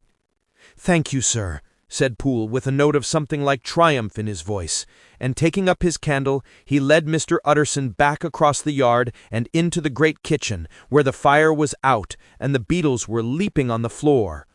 "Sir," he said, looking Mr. Utterson in the eyes, "was that my master's voice?" "It seems much changed," replied the lawyer, very pale, but giving look for look. "Changed? Well, yes, I think so," said the butler. "Have I been 20 years in this man's house to be deceived about his voice? No, sir, master's made away with. He was made away with 8 days ago, when we heard him cry out upon the name of God. And who's in there instead of him, and why it stays there, is a thing that cries to heaven, Mr. Utterson." "This is a very strange tale, Poole. This is rather a wild tale, my man," said Mr. Utterson, biting his finger. "Suppose it were as you suppose, supposing Dr. Jekyll to have been, well, murdered. What could induce the murderer to stay? That won't hold water. It doesn't commend itself to reason." "Well, Mr. Utterson, you are a hard man to satisfy, but I'll do it yet. All this last week, you must know him, or it, or whatever it is that lives in that cabinet, has been crying night and day for some sort of medicine and cannot get it to his mind. It was sometimes his way, the master's that is, to write his orders on a sheet of paper and throw it on the stair. We've had nothing else this week back, nothing but papers and a closed door and the very meals left there to be smuggled in when nobody was looking. Well, sir, every day, aye, and twice and thrice in the same day, there had been orders and complaints, and I've been sent flying to all the wholesale chemists in town. Every time I brought the stuff back, there would be another paper telling me to return it because it was not pure, and another order to a different firm. This drug is wanted bitter bad, sir, whatever for." "Have you any of these papers?" asked Mr. Utterson. Poole felt in his pocket and handed out a crumpled note, which the lawyer, bending nearer to the candle, carefully examined. Its contents ran thus: "Dr. Jekyll presents his compliments to Messrs. Ma. He assures them that their last sample is impure and quite useless for his present purpose. In the year 18, Dr. J. purchased a somewhat large quantity from Messrs. M. He now begs them to search with most sedulous care, and should any of the same quality be left, to forward it to him at once. Expense is no consideration. The importance of this to Dr. J. can hardly be exaggerated." So far the letter had run composedly enough, but here with a sudden splutter of the pen, the writer's emotion had broken loose. "For God's sake," he had added, "find me some of the old." "This is a strange note," said Mr. Utterson, and then sharply, "How do you come to have it open?" "The man at Ma's was main angry, sir, and he threw it back to me like so much dirt," returned Poole. "This is unquestionably the doctor's hand, do you know?" resumed the lawyer. "I thought it looked like it," said the servant, rather sulkily, and then with another voice, "But what matters hand of right?" he said. "I've seen him." "Seen him?" repeated Mr. Utterson. "Well." "That's it," said Poole. "It was this way. I came suddenly into the theater from the garden. It seems he had slipped out to look for this drug or whatever it is, for the cabinet door was open, and there he was at the far end of the room digging among the crates. He looked up when I came in, gave a kind of cry, and whipped upstairs into the cabinet. It was but for 1 minute that I saw him, but the hair stood upon my head like quills. Sir, if that was my master, why had he a mask upon his face? If it was my master, why did he cry out like a rat and run from me? I have served him long enough. And then—" The man paused and passed his hand over his face. "These are all very strange circumstances," said Mr. Utterson, "but I think I begin to see daylight. Your master, Poole, is plainly seized with one of those maladies that both torture and deform the sufferer. Hence, for aught I know, the alteration of his voice. Hence the mask and the avoidance of his friends. Hence his eagerness to find this drug, by means of which the poor soul retains some hope of ultimate recovery. God grant that he be not deceived. There is my explanation. It is sad enough, Poole, aye, and appalling to consider, but it is plain and natural, hangs well together, and delivers us from all exorbitant alarms." "Sir," said the butler, turning to a sort of mottled pallor, "that thing was not my master, and that's the truth. My master," here he looked around him and began to whisper, "is a tall, fine build of a man, and this was more of a dwarf." Utterson attempted to protest. "Oh, sir," cried Poole, "do you think I do not know my master after 20 years? Do you think I do not know where his head comes to in the cabinet door, where I saw him every morning of my life? No, sir, that thing in the mask was never Dr. Jekyll. God knows what it was, but it was never Dr. Jekyll, and it is the belief of my heart that there was murder done." "Poole," replied the lawyer, "if you say that, it will become my duty to make certain. Much as I desire to spare your master's feelings, much as I am puzzled by this note, which seems to prove him to be still alive, I shall consider it my duty to break in that door."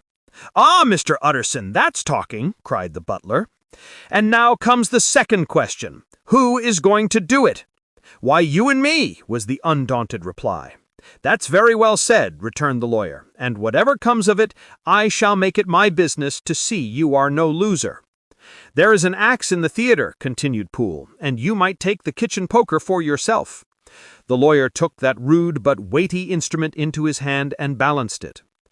"Do you know, Poole," he said, looking up, "that you and I are about to place ourselves in a position of some peril?" "You may say so, sir, indeed," returned the butler. "It is well, then, that we should be frank," said the other. "We both think more than we have said. Let us make a clean breast. This masked figure that you saw, did you recognize it?" "Well, sir, it went so quick and the creature was so doubled up that I could hardly swear to that," was the answer.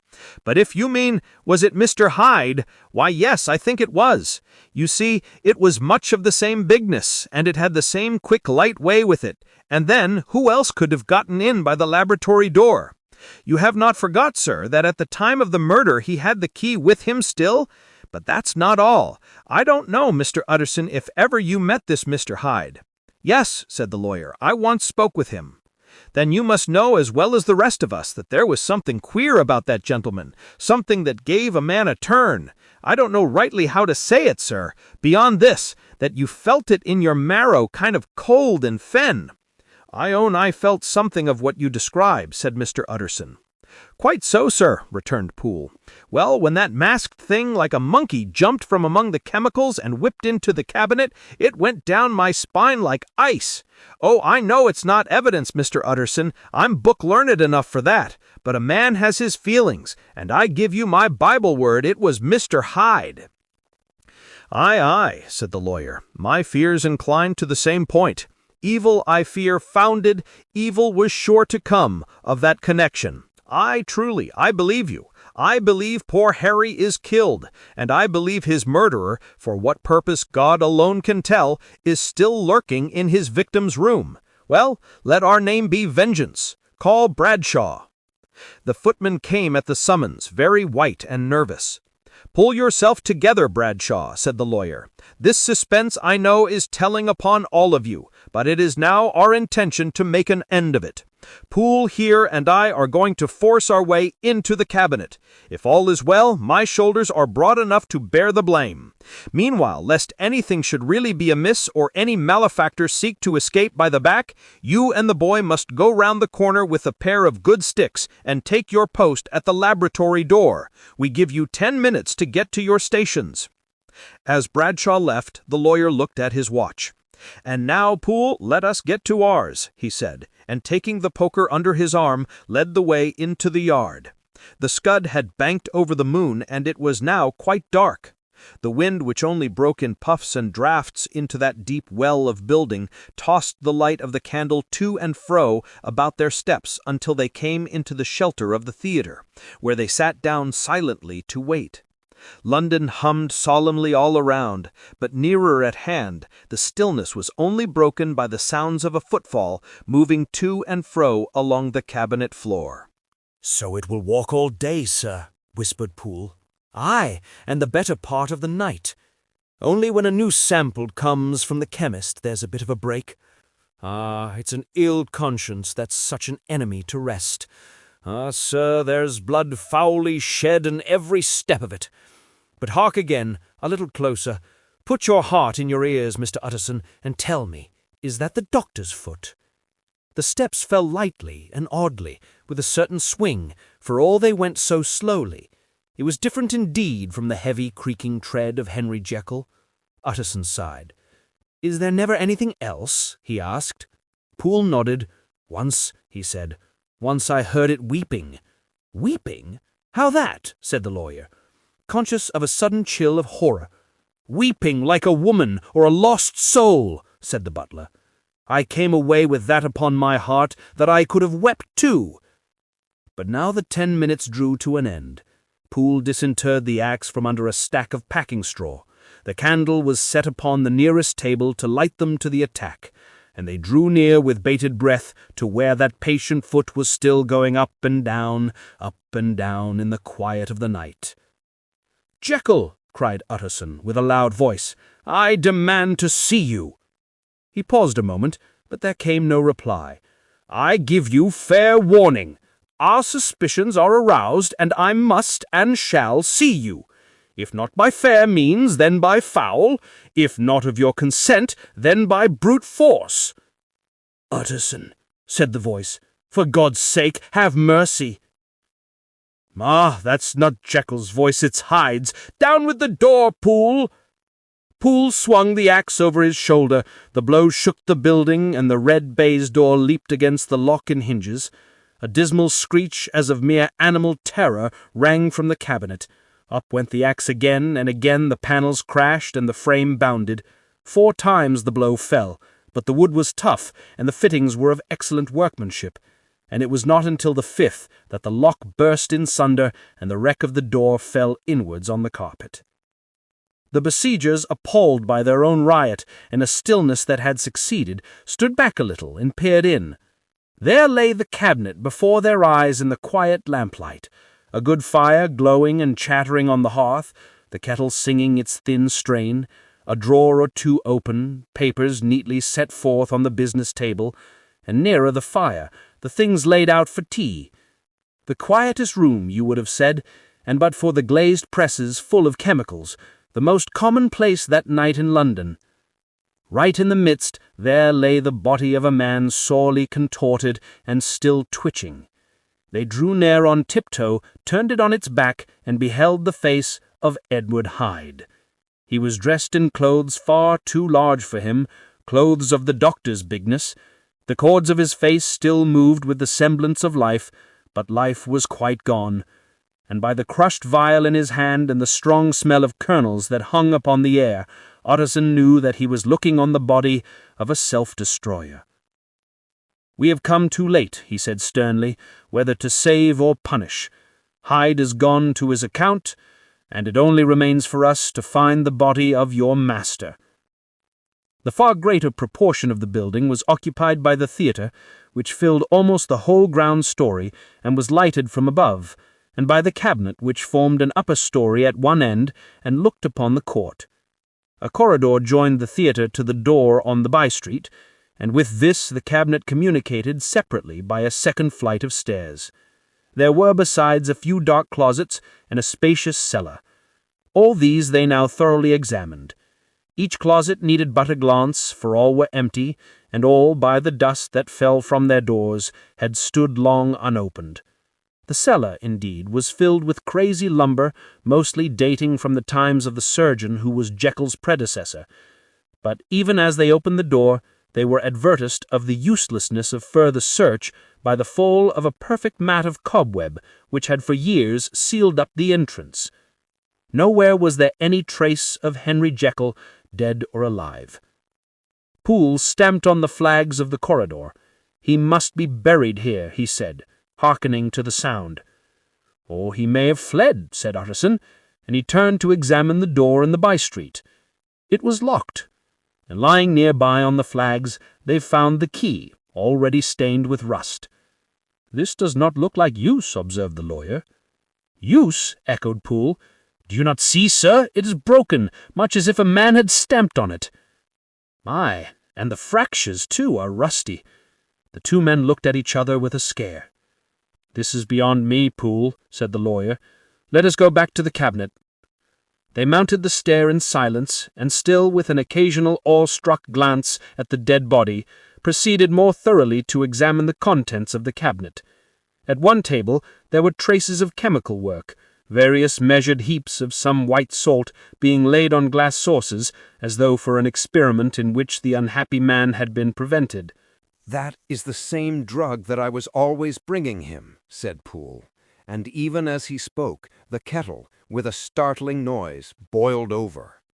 This brought them to the fireside, where the easy-chair was drawn cosily up, and the tea-things stood ready to the sitter's elbow, the very sugar in the cup. There were several books on a shelf. One lay beside the tea-things open, and Utterson was amazed to find it a copy of a pious work, for which Jekyll had several times expressed a great esteem, annotated in his own hand with startling blasphemies. Next, in the course of their review of the chamber, the searchers came to the cheval glass, into whose depths they looked with an involuntary horror. But it was so turned as to show them nothing but the rosy glow playing on the roof, the fire sparkling in 100 repetitions along the glazed front of the presses, and their own pale and fearful countenances stooping to look in. "This glass has seen some strange things, sir," whispered Poole. "And surely none stranger than itself," echoed the lawyer in the same tones. "For what did Jekyll—" He caught himself up at the word with a start, and then conquering the weakness. "What could Jekyll want with it?" he said. "You may say that," said Poole. Next they turned to the business table. On the desk, among the neat array of papers, a large envelope was uppermost, and bore in the doctor's hand the name of Mr. Utterson. The lawyer unsealed it, and several enclosures fell to the floor. The first was a will, drawn in the same eccentric terms as the one which she had returned 6 months before, to serve as a testament in case of death and as a deed of gift in case of disappearance. But in place of the name of Edward Hyde, the lawyer, with indescribable amazement, read the name of Gabriel John Utterson. He looked at Poole, and then back to the paper, and last of all at the dead malefactor stretched upon the carpet. "My head goes round," he said. "He has been all these days in possession. He had no cause to like me. He must have raged to see himself displaced, and he has not destroyed this document." He caught up the next paper. It was a brief note in the doctor's hand, and dated at the top. "Oh, Poole," the lawyer cried, "he was alive and here this day. He cannot have been disposed of in so short a space. He must be still alive. He must have fled. And then, why fled, and how? And in that case, can we venture to declare this suicide? Oh, we must be careful. I foresee that we may yet involve your master in some dire catastrophe." "Why don't you read it, sir?" asked Poole. "Because I fear," replied the lawyer solemnly. "God grant I have no cause for it." And with that he brought the paper to his eyes and read as follows: "My dear Utterson, when this shall fall into your hands, I shall have disappeared. Under what circumstances I have not the penetration to foresee, but my instinct and all the circumstances of my nameless situation tell me that the end is sure and must be early. Go then and first read the narrative which Lanyon warned me he was to place in your hands, and if you care to hear more, turn to the confession of your unworthy and unhappy friend, Henry Jekyll." "There was a third enclosure?" asked Utterson. "Here, sir," said Poole, and gave into his hands a considerable packet, sealed in several places. The lawyer put it in his pocket. "I would say nothing of this paper. If your master has fled or is dead, we may at least save his credit.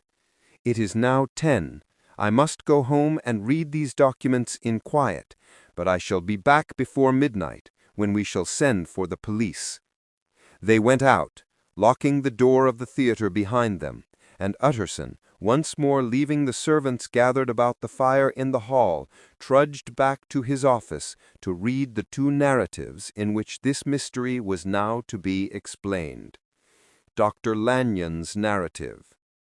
On the 9th of January, now 4 days ago, I received by the evening delivery a registered envelope addressed in the hand of my colleague and old school companion, Henry Jekyll.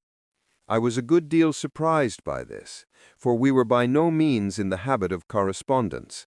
I had seen the man, dined with him, indeed, the night before, and I could imagine nothing in our intercourse that should justify formality of registration. The contents increased my wonder, for this is how the letter ran. December 10th, 18. Dear Lanyon, you are one of my oldest friends, and although we may have differed at times on scientific questions, I cannot remember, at least on my side, any break in our affection. There was never a day when, if you had said to me, "Jekyll, my life, my honor, my reason depend upon you," I would not have sacrificed my left hand to help you. Lanyon, my life, my honor, my reason are all at your mercy. If you fail me tonight, I am lost. You might suppose, after this preface, that I am going to ask you for something dishonorable to grant. Judge for yourself. I want you to postpone all other engagements for tonight. Even if you were summoned to the bedside of an emperor. To take a cab unless your carriage should be actually at the door, and with this letter in your hand for consultation, to drive straight to my house. Poole, my butler, has his orders. You'll find him awaiting your arrival with a locksmith. The door of my cabinet is then to be forced, and you are to go in alone. To open the glazed press, letter E, on the left hand, breaking the lock if it be shut, and to draw out, with all its contents as they stand, the 4th drawer from the top, or, which is the same thing, the 3rd from the bottom. In my extreme distress of mind, I have a morbid fear of misdirecting you, but even if I am in error, you may know the right drawer by its contents. Some powders, a file, and a paper book. This drawer I beg of you to carry back with you to Cavendish Square exactly as it stands. That is the first part of the service. Now for the second. You should be back, if you set out at once on the receipt of this, long before midnight. But I will leave you that amount of margin, not only in the fear of one of those obstacles that can neither be prevented nor foreseen, but because an hour when your servants are in bed is to be preferred for what will then remain to do. At midnight, then, I have to ask you to be alone in your consulting room, to admit with your own hand into the house a man who will present himself in my name, and to place in his hands the drawer that you will have brought with you from my cabinet. Then you will have played your part and earned my gratitude completely. 5 minutes afterwards, if you insist upon an explanation, you will have understood that these arrangements are of capital importance, and that by the neglect of one of them, fantastic as they must appear, you might have charged your conscience with my death or the shipwreck of my reason. Confident as I am that you will not trifle with this appeal, my heart sinks and my hand trembles at the bare thought of such a possibility.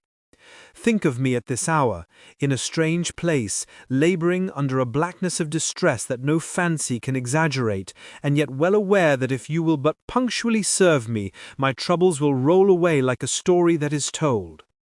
Serve me, my dear Lanyon, and save your friend, H.J. P.S. I had already sealed this up when a fresh terror struck upon my soul. It is possible that the post office may fail me, and this letter not come into your hands until tomorrow morning. In that case, dear Lanyon, do my errand when it shall be most convenient for you in the course of the day, and once more expect my messenger at midnight. It may then already be too late, and if that night passes without event, you will know that you have seen the last of Henry Jekyll. Upon the reading of this letter, I made sure my colleague was insane, but till that was proved beyond the possibility of doubt, I felt bound to do as he requested. The less I understood of this farrago, the less I was in a position to judge of its importance, and an appeal so worded could not be set aside without a grave responsibility. I rose accordingly from table, got into a hansom and drove straight to Jekyll's house. The butler was awaiting my arrival. He had received by the same post as mine a registered letter of instruction, and had sent at once for a locksmith and a carpenter. The tradesmen came while we were yet speaking, and we moved in a body to old Dr. Denman's surgical theatre, from which, as you are doubtless aware, Jekyll's private cabinet is most conveniently entered. The door was very strong, the lock excellent. The carpenter avowed he would have great trouble and have to do much damage if force were to be used, and the locksmith was near despair. But this last was a handy fellow, and after 2 hours' work the door stood open. The press marked E was unlocked, and I took out the drawer, had it filled with straw and tied in a sheet, and returned with it to Cavendish Square. Here I proceeded to examine its contents. The powders were neatly enough made up, but not with the nicety of the dispensing chemist, so that it was plain they were of Jekyll's private manufacture. And when I opened one of the wrappers, I found what seemed to me a simple crystalline salt of a white color. The phial, to which I next turned my attention, might have been about half full of a blood-red liquor, which was highly pungent to the sense of smell and seemed to me to contain phosphorus in some volatile ether. At the other ingredients I could make no guess. The book was an ordinary version book and contained little but a series of dates. These covered a period of many years, but I observed that the entry ceased nearly a year ago and quite abruptly. Here and there a brief remark was appended to a date, usually no more than a single word. Double, occurring perhaps 6 times in a total of several hundred entries, and once very early in the list, and followed by several marks of exclamation. Total failure. All this, though it whetted my curiosity, told me little that was definite. Here were a phial of some tincture, a paper of some salt, and the record of a series of experiments that had led, like too many of Jekyll's investigations, to no end of practical usefulness. How could the presence of these articles in my house affect either the honor, the sanity, or the life of my flighty colleague? If his messenger could go to one place, why could he not go to another? And even granting some impediment, why was this gentleman to be received by me in secret? The more I reflected, the more convinced I grew that I was dealing with a case of cerebral disease, and though I dismissed my servants to bed, I loaded an old revolver that I might be found in some posture of self-defense. 12 o'clock had scarce rung out over London, ere the knockers sounded very gently on the door. I went myself at the summons, and found a small man crouching against the pillars of the portico. "Are you come from Dr. Jekyll?" I asked.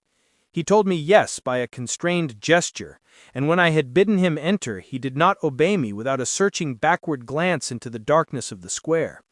There was a policeman not far off, advancing with his bull's-eye open, and at the sight I thought my visitor started and made greater haste. These particulars struck me, I confess, disagreeably, and as I followed him into the bright light of the consulting room, I kept my hand ready on my weapon. Here at last I had a chance of clearly seeing him. I had never set eyes on him before, so much was certain. He was small, as I have said. I was struck besides with the shocking expression of his face, with his remarkable combination of great muscular activity and great apparent debility of constitution, and, last but not least, with the odd subjective disturbance caused by his neighborhood. This bore some resemblance to incipient rigor, and was accompanied by a marked sinking of the pulse. At the time I set it down to some idiosyncratic personal distaste, and merely wondered at the acuity of the symptoms. But I have since had reason to believe the cause to lie much deeper in the nature of man, and to turn on some nobler hinge than the principle of hatred. This person who had thus, from the first moment of his entrance, struck in me what I can only describe as a disgustful curiosity, was dressed in a fashion that would have made an ordinary person laughable. His clothes, that is to say, although they were of rich and sober fabric, were enormously too large for him in every measurement, the trousers hanging on his legs and rolled up to keep them from the ground, the waist of the coat below his haunches, and the collar sprawling wide upon his shoulders. Strange to relate, this ludicrous accoutrement was far from moving me to laughter.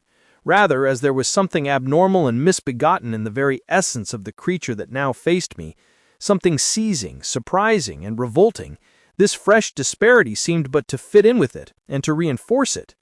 So that to my interest in the man's nature and character, there was added a curiosity as to his origin, his life, his fortune, and status in the world.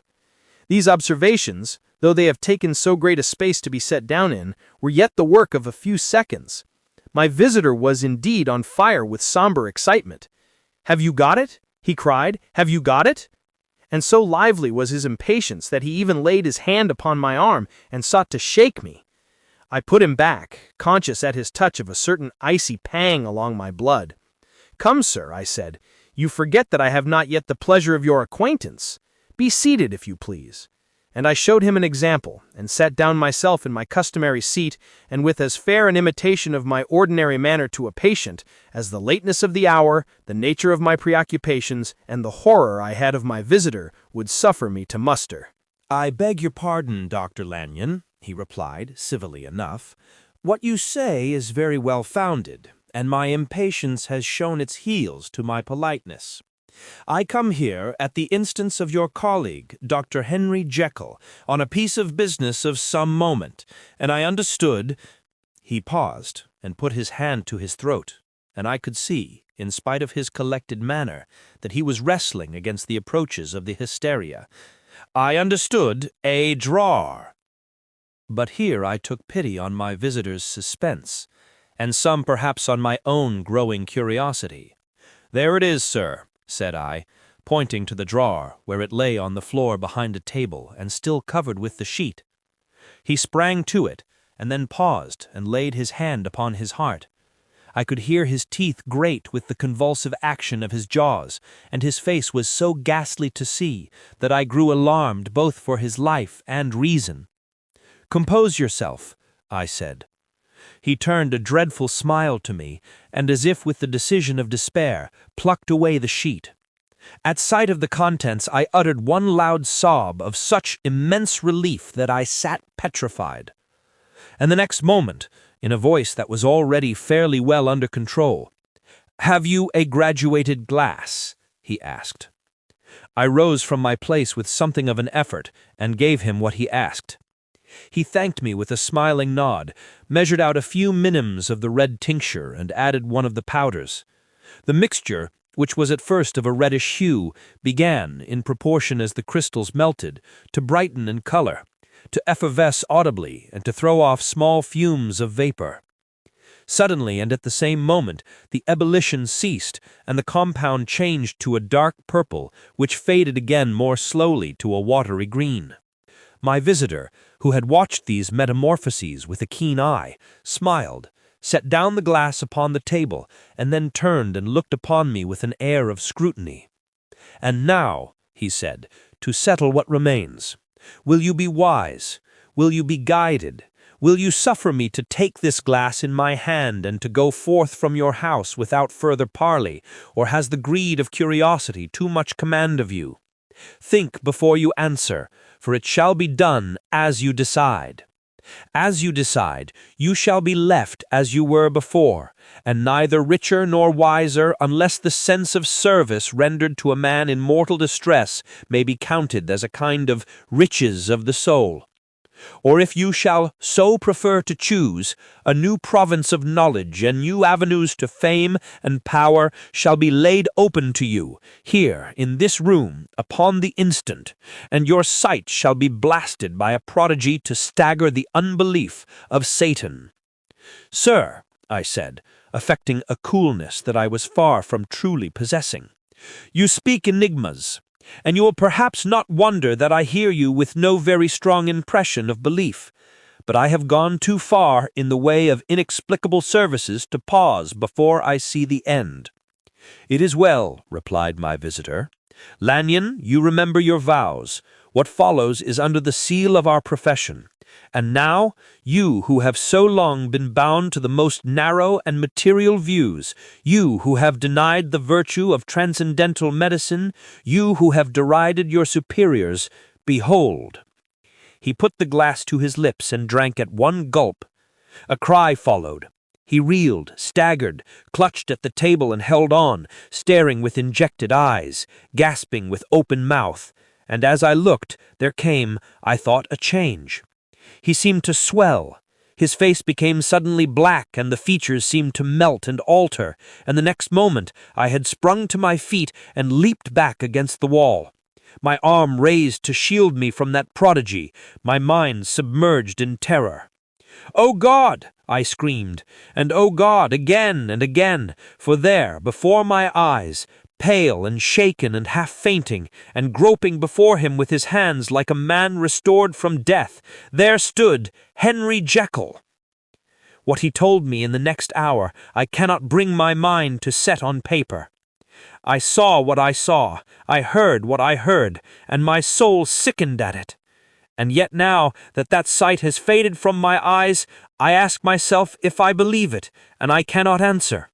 My life is shaken to its roots. Sleep has left me. The deadliest terror sits by me at all hours of the day and night, and I feel that my days are numbered, and that I must die, and yet I shall die incredulous. As for the moral turpitude that man unveiled to me, even with tears of penitence, I cannot, even in memory, dwell on it without a start of horror. I will say but one thing, Utterson, and that, if you can bring your mind to credit it, will be more than enough. The creature who crept into my house that night was, on Jekyll's own confession, known by the name of Hyde, and hunted for in every corner of the land as the murderer of Carew. Hasty Lanyon. Henry Jekyll's full statement of the case. I was born in the year 18 to a large fortune, endowed besides with excellent parts, inclined by nature to industry, fond of the respect of the wise and good among my fellow men, and thus, as might have been supposed, with every guarantee of an honorable and distinguished future. And indeed the worst of my faults was a certain impatient gaiety of disposition, such as has made the happiness of many, but such as I found it hard to reconcile with my imperious desire to carry my head high and wear a more than commonly grave countenance before the public.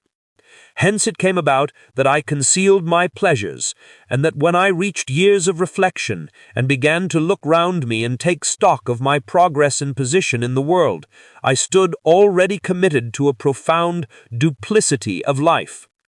Many a man would have even blazoned such irregularities as I was guilty of, but from the high views that I had set before me, I regarded and hid them with an almost morbid sense of shame.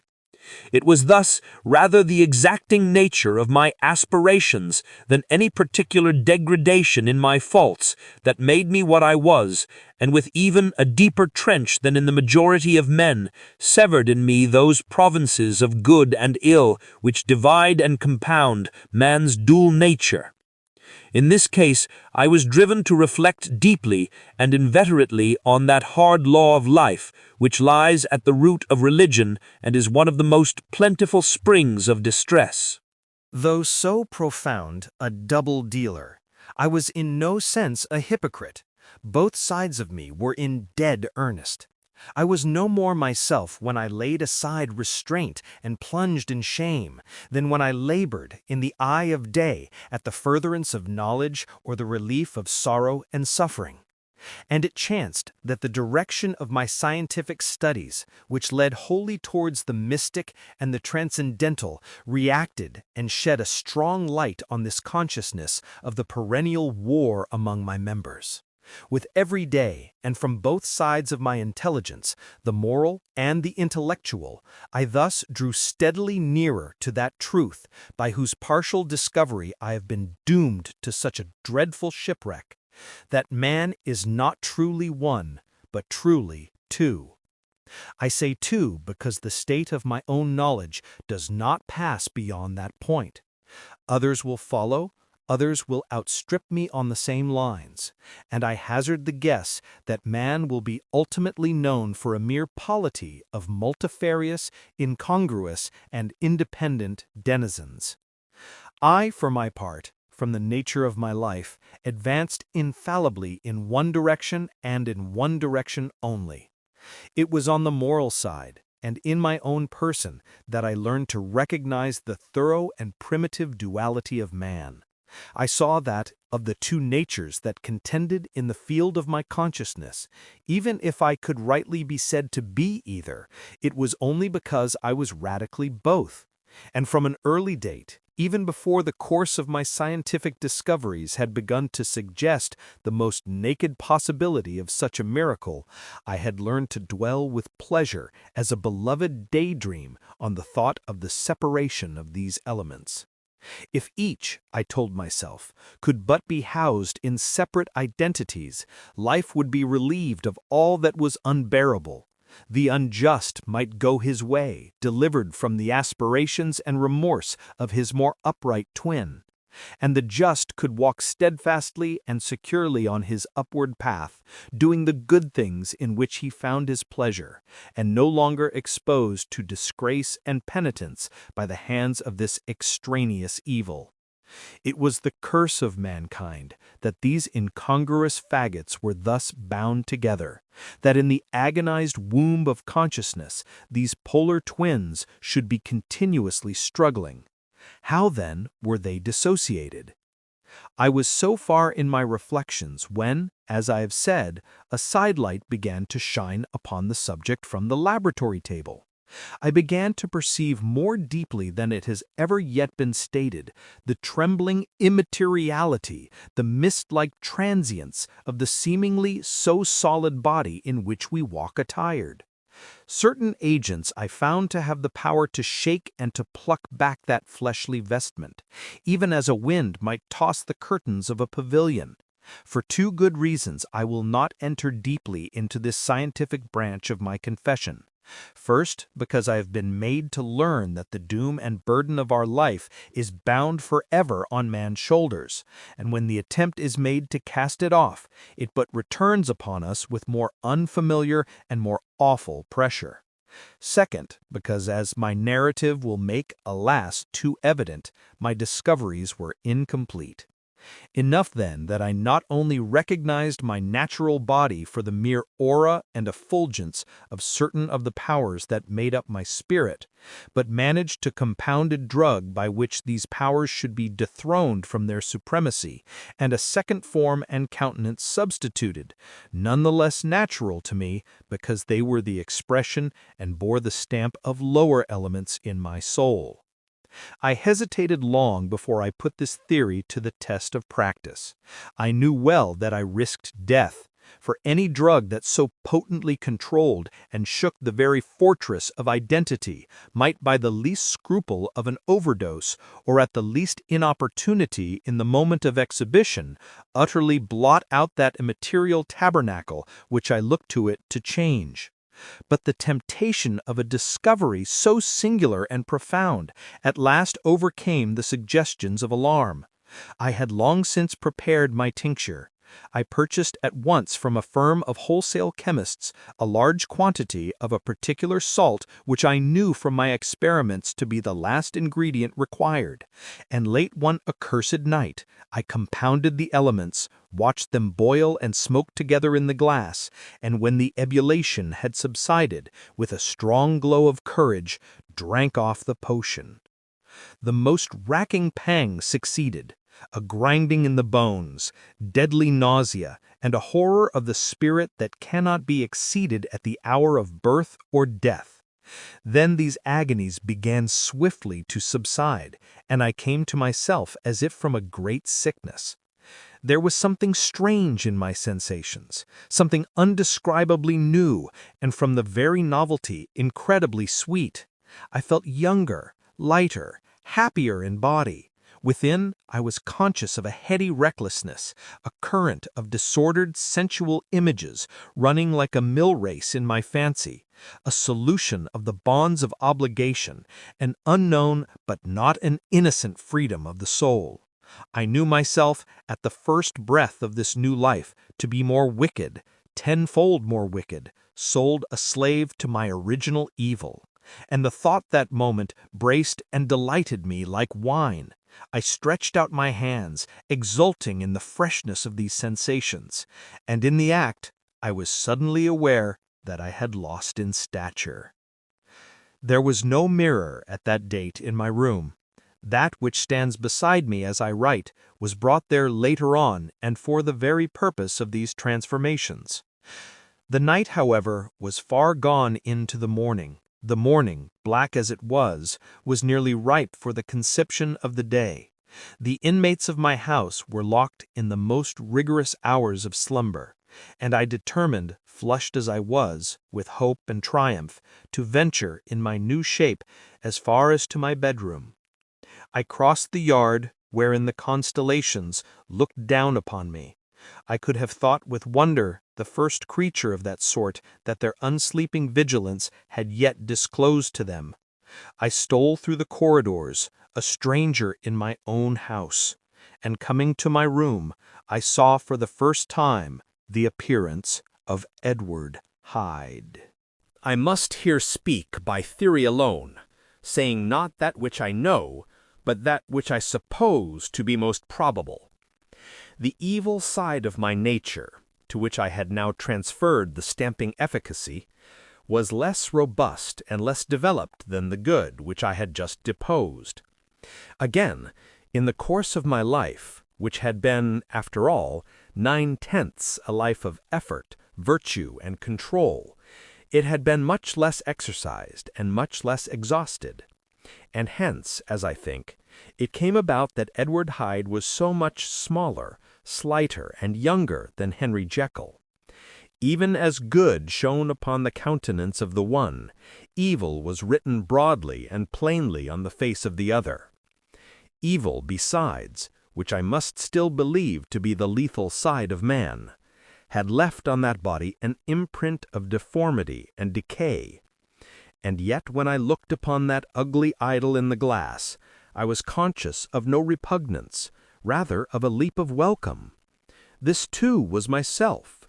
It seemed natural and human. In my eyes it bore a livelier image of the spirit. It seemed more express and single than the imperfect and divided countenance I had been hitherto accustomed to call mine. And in so far I was doubtless right. I have observed that when I wore the semblance of Edward Hyde, none could come near to me at first without a visible misgiving of the flesh. This, as I take it, was because all human beings, as we meet them, are commingled out of good and evil. And Edward Hyde, alone in the ranks of mankind, was pure evil. I lingered but a moment at the mirror. The second and conclusive experiment had yet to be attempted.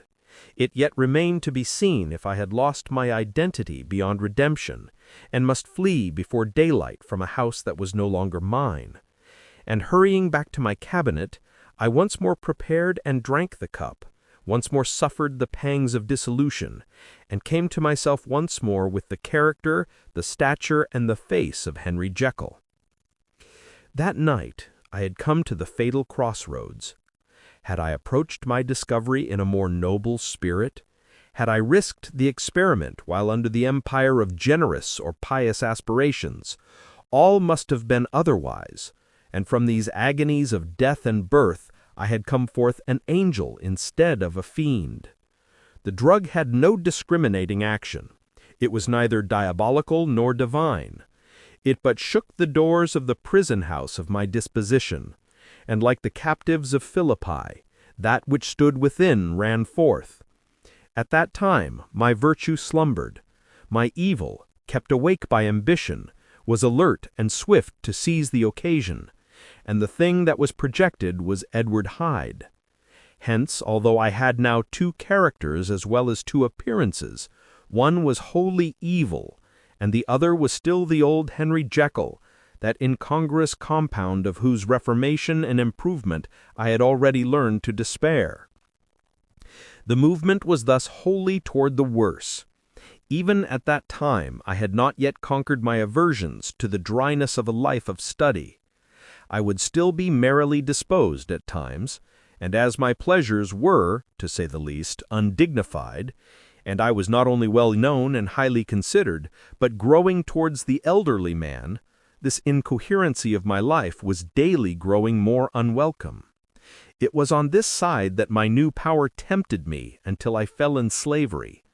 I had but to drink the cup, to doff at once the body of the noted professor, and to assume like a thick cloak that of Edward Hyde. I smiled at the notion. It seemed to me at the time to be humorous, and I made my preparations with the most studious care. I took and furnished that house in Soho, to which Hyde was tracked by the police, and engaged as housekeeper a creature whom I well knew to be silent and unscrupulous. On the other side, I announced to my servants that a Mr. Hyde, whom I described, was to have full liberty and power about my house in the square. And to parry mishaps, I even called and made myself a familiar object in my second character.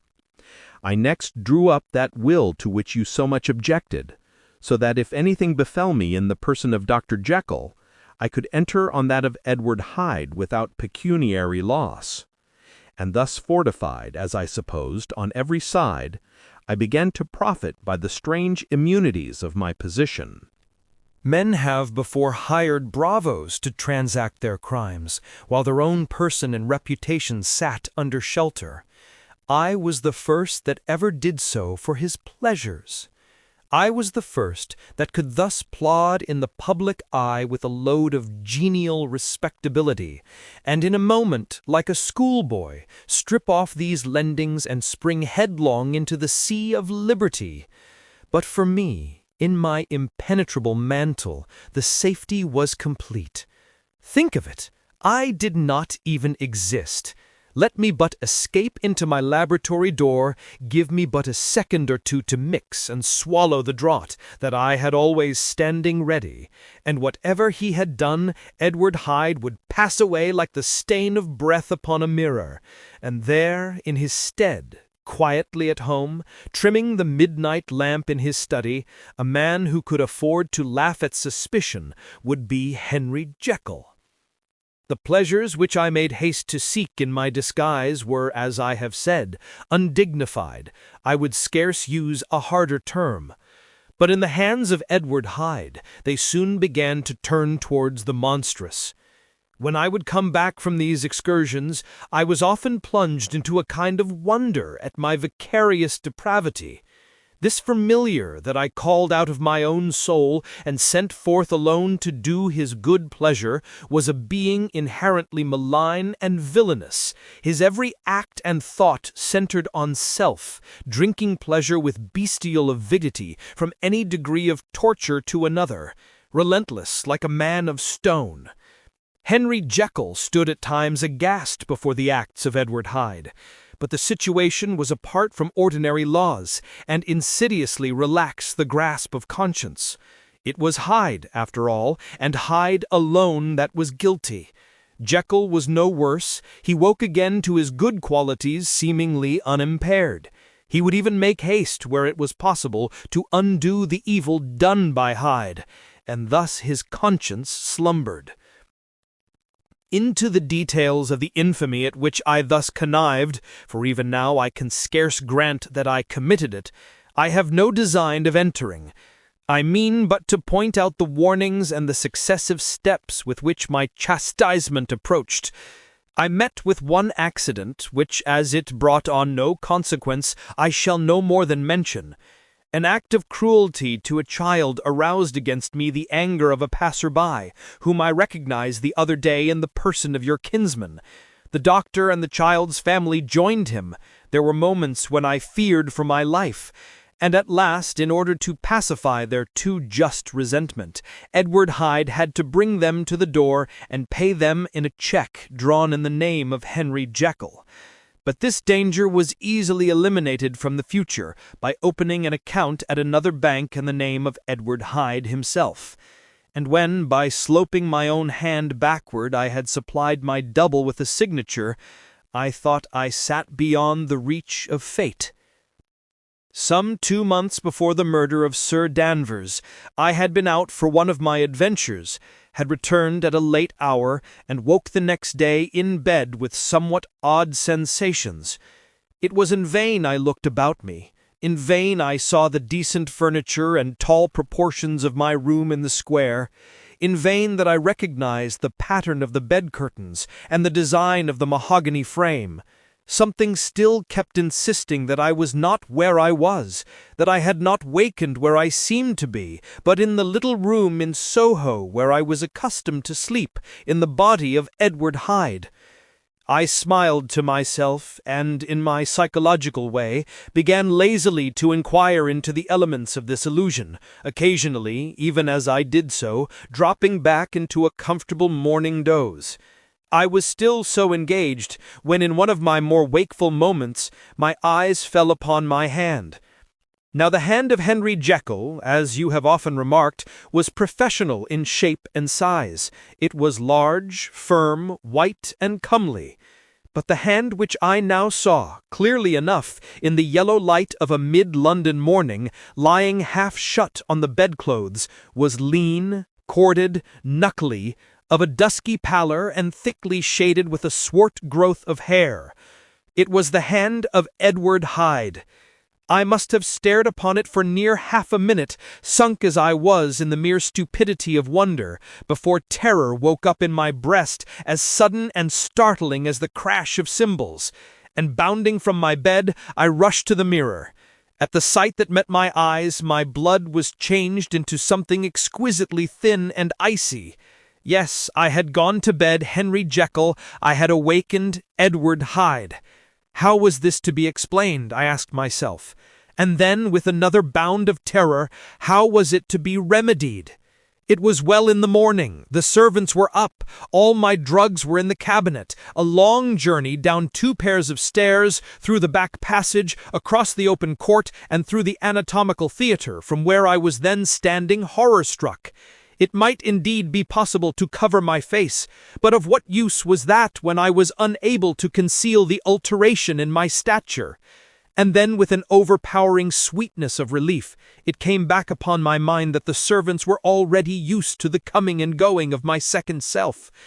I had soon dressed, as well as I was able, in clothes of my own size, and soon passed through the house, where Bradshaw stared and drew back at seeing Mr. Hyde at such an hour and in such a strange array. And 10 minutes later, Dr. Jekyll had returned to his own shape and was sitting down with a darkened brow to make a feint of breakfasting. Small indeed was my appetite. This inexplicable incident, this reversal of my previous experience, seemed, like the Babylonian finger on the wall, to be spelling out the letters of my judgment, and I began to reflect more seriously than ever before on the issues and possibilities of my double existence. That part of me which I had the power to project had lately been much exercised and nourished. It had seemed to me of late as though the body of Edward Hyde had grown in stature, as though, when I wore that form, I were conscious of a more generous tide of blood, and I began to spy a danger that, if this were much prolonged, the balance of my nature might be permanently overthrown. the power of voluntary change be forfeited, and the character of Edward Hyde become irrevocably mine. The power of the drug had not always been equally displayed. Once, very early in my career, it had totally failed me.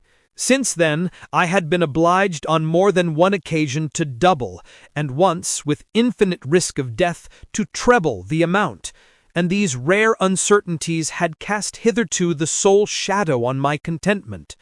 Now, however, and in the light of that morning's accident, I was led to remark that, whereas in the beginning the difficulty had been to throw off the body of Jekyll, it had, of late, gradually but decidedly, transferred itself to the other side. All things, therefore, seemed to point to this, that I was slowly losing hold of my original and better self, and becoming slowly incorporated with my second and worse. Between these two, I now felt I had to choose. My two natures had memory in common, but all other faculties were most unequally shared between them.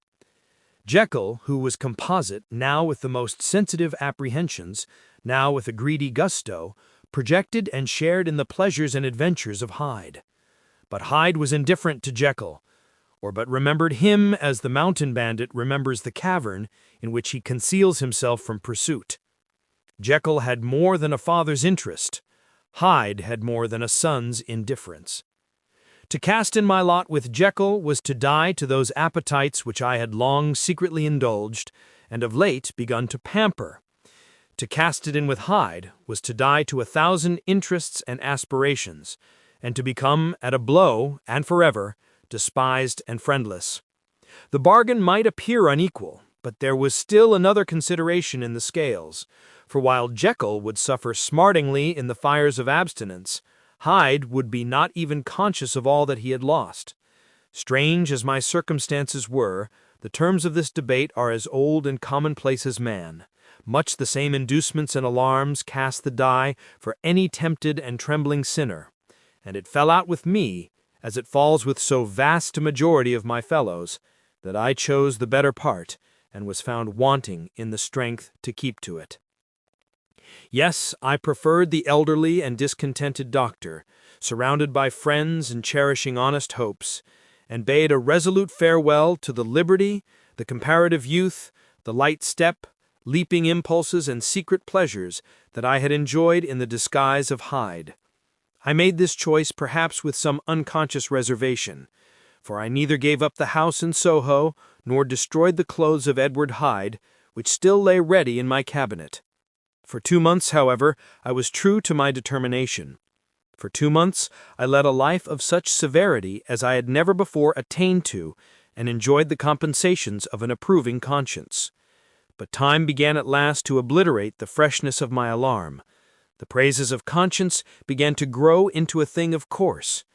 I began to be tortured with throes and longings, as of Hyde struggling after freedom. And at last, in an hour of moral weakness, I once again compounded and swallowed the transforming draught. I do not suppose that when a drunkard reasons with himself upon his vice, he is once out of 500 times affected by the dangers that he runs through his brutish physical insensibility, nor had I, long as I had considered my position, made enough allowance for the complete moral insensibility and insensate readiness to evil, which were the leading characters of Edward Hyde. Yet it was by these that I was punished. My devil had been long caged, he came out roaring. I was conscious, even when I took the draught, of a more unbridled, a more furious propensity to ill. It must have been this, I suppose, that stirred in my soul that tempest of impatience with which I listened to the civilities of my unhappy victim. I declare at least before God, no man morally sane could have been guilty of that crime upon so pitiful a provocation, and that I struck in no more reasonable spirit than that in which a sick child may break a plaything. But I had voluntarily stripped myself of all those balancing instincts by which even the worst of us continues to walk with some degree of steadiness among temptations, and in my case, to be tempted, however slightly, was to fall. Instantly, the spirit of hell awoke in me and raged. With a transport of glee, I mauled the unresisting body, tasting delight from every blow, and it was not till weariness had begun to succeed that I was suddenly, in the top fit of my delirium, struck through the heart by a cold thrill of terror. A mist dispersed. I saw my life to be forfeit, and fled from the scene of these excesses, at once glorying and trembling, my lust of evil gratified and stimulated, my love of life screwed to the topmost peg. I ran to the house in Soho, and to make assurance doubly sure, destroyed my papers.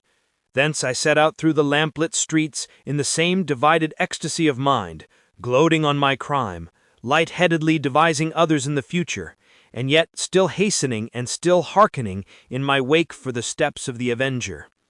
Hyde had a song on his lips as he compounded the draught, and as he drank it, pledged the dead man. The pangs of transformation had not been tearing him before Henry Jekyll, with streaming tears of gratitude and remorse, had fallen upon his knees and lifted his clasped hands to God. The veil of self-indulgence was rent from head to foot. I saw my life as a whole. I followed it up from the days of childhood when I had walked with my father's hand, and through the self-denying toils of my professional life, to arrive again and again with the same sense of unreality at the damned horrors of the evening. I could have screamed aloud. I sought with tears and prayers to smother down the crowd of hideous images and sounds with which my memory swarmed against me, and still, between the petitions, the ugly face of my iniquity stared into my soul. As the acuteness of this remorse began to die away, it was succeeded by a sense of joy. The problem of my conduct was solved. Hyde was thenceforth impossible. Whether I would or not, I was now confined to the better part of my existence. And oh, how I rejoiced to think it! With what willing humility I embraced anew the restrictions of natural life! With what sincere renunciation I locked the door by which I had so often gone and come, and ground the key under my heel! The next day came the news that the murder had not been overlooked, that the guilt of Hyde was patent to the world, and that the victim was a man high in public estimation. It was not only a crime, it had been a tragic folly. I think I was glad to know it. I think I was glad to have my better impulses thus buttressed and guarded by the terrors of the scaffold. Jekyll was now my city of refuge. Let but Hyde peep out an instant, and the hands of all men would be raised to take and slay him. I resolved in my future conduct to redeem the past, and I can say with honesty that my resolve was fruitful of some good. You know yourself how earnestly in the last months of last year I labored to relieve suffering. You know that much was done for others, and that the days passed quietly, almost happily for myself. Nor can I truly say that I wearied of this beneficent and innocent life.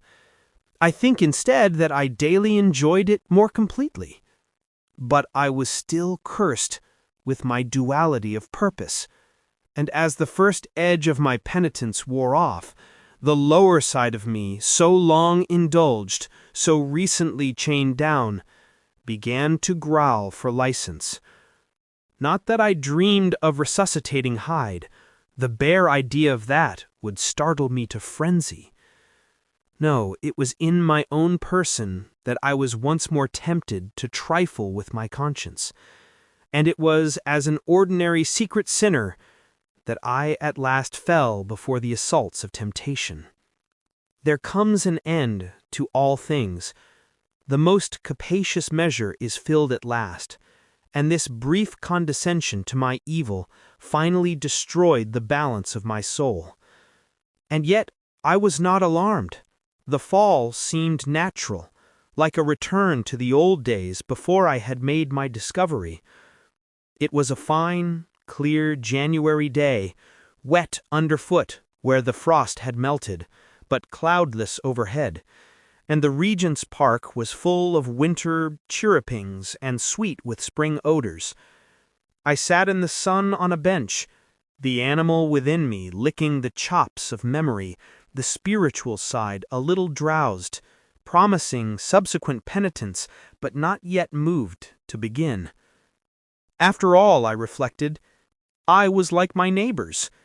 And then I smiled, comparing myself with other men, comparing my active goodwill with the lazy cruelty of their neglect. And at the very moment of that vainglorious thought, a qualm came over me, a horrid nausea, and the most deadly shuddering. These passed away and left me faint, and then, as in its turn the faintness subsided, I began to be aware of a change in the temper of my thoughts, a greater boldness, a contempt of danger, a solution of the bonds of obligation. I looked down. My clothes hung formlessly on my shrunken limbs. The hand that lay on my knee was corded and hairy. I was once more Edward Hyde. A moment before I had been safe of all men's respect, wealthy, beloved, the cloth laying for me in the dining room at home. And now I was the common quarry of mankind, hunted, houseless, a known murderer, thralled to the gallows. My reason wavered, but it did not fail me utterly. I have more than once observed that, in my second character, my faculties seemed sharpened to a point, and my spirits more tensely elastic. Thus it came about that, where Jekyll perhaps might have succumbed, Hyde rose to the importance of the moment. My drugs were in one of the presses of my cabinet. How was I to reach them? That was the problem that, crushing my temples in my hands, I set myself to solve. The laboratory door I had closed. If I sought to enter by the house, my own servants would consign me to the gallows. I saw I must employ another hand, and thought of Lanyon. How was he to be reached? How persuaded? Supposing that I escaped capture in the streets, how was I to make my way into his presence? And how should I, an unknown and displeasing visitor, prevail on the famous physician to rifle the study of his colleague, Dr. Jekyll? Then I remembered that of my original character one part remained to me. I could write my own hand. And once I had conceived that kindling spark, the way that I must follow became lighted up from end to end. Thereupon, I arranged my clothes as best I could, and summoning a passing hansom, drove to a hotel in Portland Street, the name of which I chanced to remember. At my appearance, which was indeed comical enough, however tragic of fate these garments covered, the driver could not conceal his mirth. I gnashed my teeth upon him with a gust of devilish fury, and the smile withered from his face. Happily for him, yet more happily for myself, for in another instant I had certainly dragged him from his perch. At the inn, as I entered, I looked about me with so black a countenance as made the attendants tremble. Not a look did they exchange in my presence, but obsequiously took my orders, led me to a private room, and brought me wherewithal to write. Hyde, in danger of his life, was a creature new to me. Shaken with inordinate anger, strung to the pitch of murder, lusting to inflict pain. Yet the creature was astute, mastered his fury with a great effort of the will, composed his 2 important letters, one to Lanyon and one to Poole, and that he might receive actual evidence of their being posted, sent them out with directions that they should be registered. Thenceforward, he sat all day over the fire in the private room, gnawing his nails. There he dined, sitting alone with his fears, the waiter visibly quailing before his eye. And thence, when the night was fully come, he set forth in the corner of a closed cab, and was driven to and fro about the streets of the city. He, I say, I cannot say I. That child of hell had nothing human. Nothing lived in him but fear and hatred. And when at last, thinking the driver had begun to grow suspicious, he discharged the cab and ventured on foot, attired in his misfitting clothes, an object marked out for observation, into the midst of the nocturnal passengers, these 2 base passions raged within him like a tempest. He walked fast, hunted by his fears, chattering to himself, skulking through the less frequented thoroughfares, counting the minutes that still divided him from midnight. Once a woman spoke to him, offering, I think, a box of lights. He smote her in the face, and she fled. When I came to myself at Lanyon's, the horror of my old friend perhaps affected me somewhat. I do not know. It was at least but a drop in the sea to the abhorrence with which I looked back upon these hours. A change had come over me. It was no longer the fear of the gallows, it was the horror of being Hyde that racked me. I received Lanyon's condemnation partly in a dream. It was partly in a dream that I came home to my own house and got into bed. I slept after the prostration of the day, with a stringent and profound slumber which not even the nightmares that wrung me could avail to break. I awoke in the morning shaken, weakened, but refreshed. I still hated and feared the thought of the brute that slept within me, and I had, of course, not forgotten the appalling dangers of the day before. But I was once more at home, in my own house and close to my drugs, and gratitude for my escape shone so strong in my soul that it almost rivaled the brightness of hope. I was stepping leisurely across the court after breakfast, drinking the chill of the air with pleasure, when I was seized again with those indescribable sensations that heralded the change. And I had but the time to gain the shelter of my cabinet before I was once again raging and freezing with the passions of Hyde. It took on this occasion a double dose to recall me to myself, and alas, 6 hours after, as I sat looking sadly in the fire, the pangs returned, and the drug had to be re-administered. In short, from that day forth, it seemed only by a great effort as of gymnastics, and only under the immediate stimulation of the drug, that I was able to wear the countenance of Jekyll. At all hours of the day and night I would be taken with the premonitory shudder. Above all, if I slept, or even dozed for a moment in my chair, it was always as Hyde that I awakened. Under the strain of this continually impending doom, and by the sleeplessness to which I now condemned myself, even beyond what I had thought possible to man, I became in my own person a creature eaten up and emptied by fever, languidly weak both in body and mind, and solely occupied by one thought, the horror of my other self. But when I slept, or when the virtue of the medicine wore off, I would leap almost without transition, for the pangs of transformation grew daily less marked, into the possession of a fancy brimming with images of terror, a soul boiling with causeless hatreds, and a body that seemed not strong enough to contain the raging energies of life. The powers of Hyde seemed to have grown with the sickliness of Jekyll, and certainly the hate that now divided them was equal on each side. With Jekyll, it was a thing of vital instinct. He had now seen the full deformity of that creature that shared with him some of the phenomena of consciousness and was co-heir with him to death. And beyond these links of community, which in themselves made the most poignant part of his distress, he thought of Hyde, for all his energy of life, as of something not only hellish, but inorganic. This was the shocking thing, that the slime of the pit seemed to utter cries and voices, that the amorphous dust gesticulated and sinned, that what was dead and had no shape should usurp the offices of life.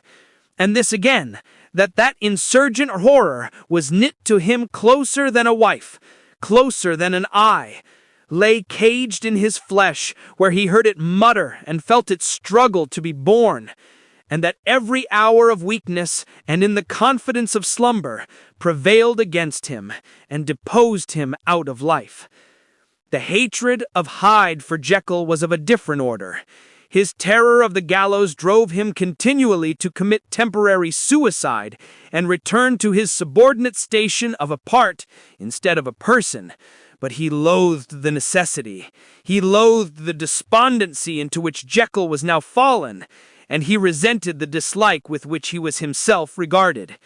hence the ape-like tricks that he would play me, scrawling in my own hand blasphemies on the pages of my books, burning the letters and destroying the portrait of my father.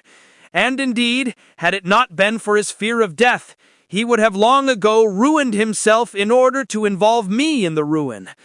But his love of life is wonderful.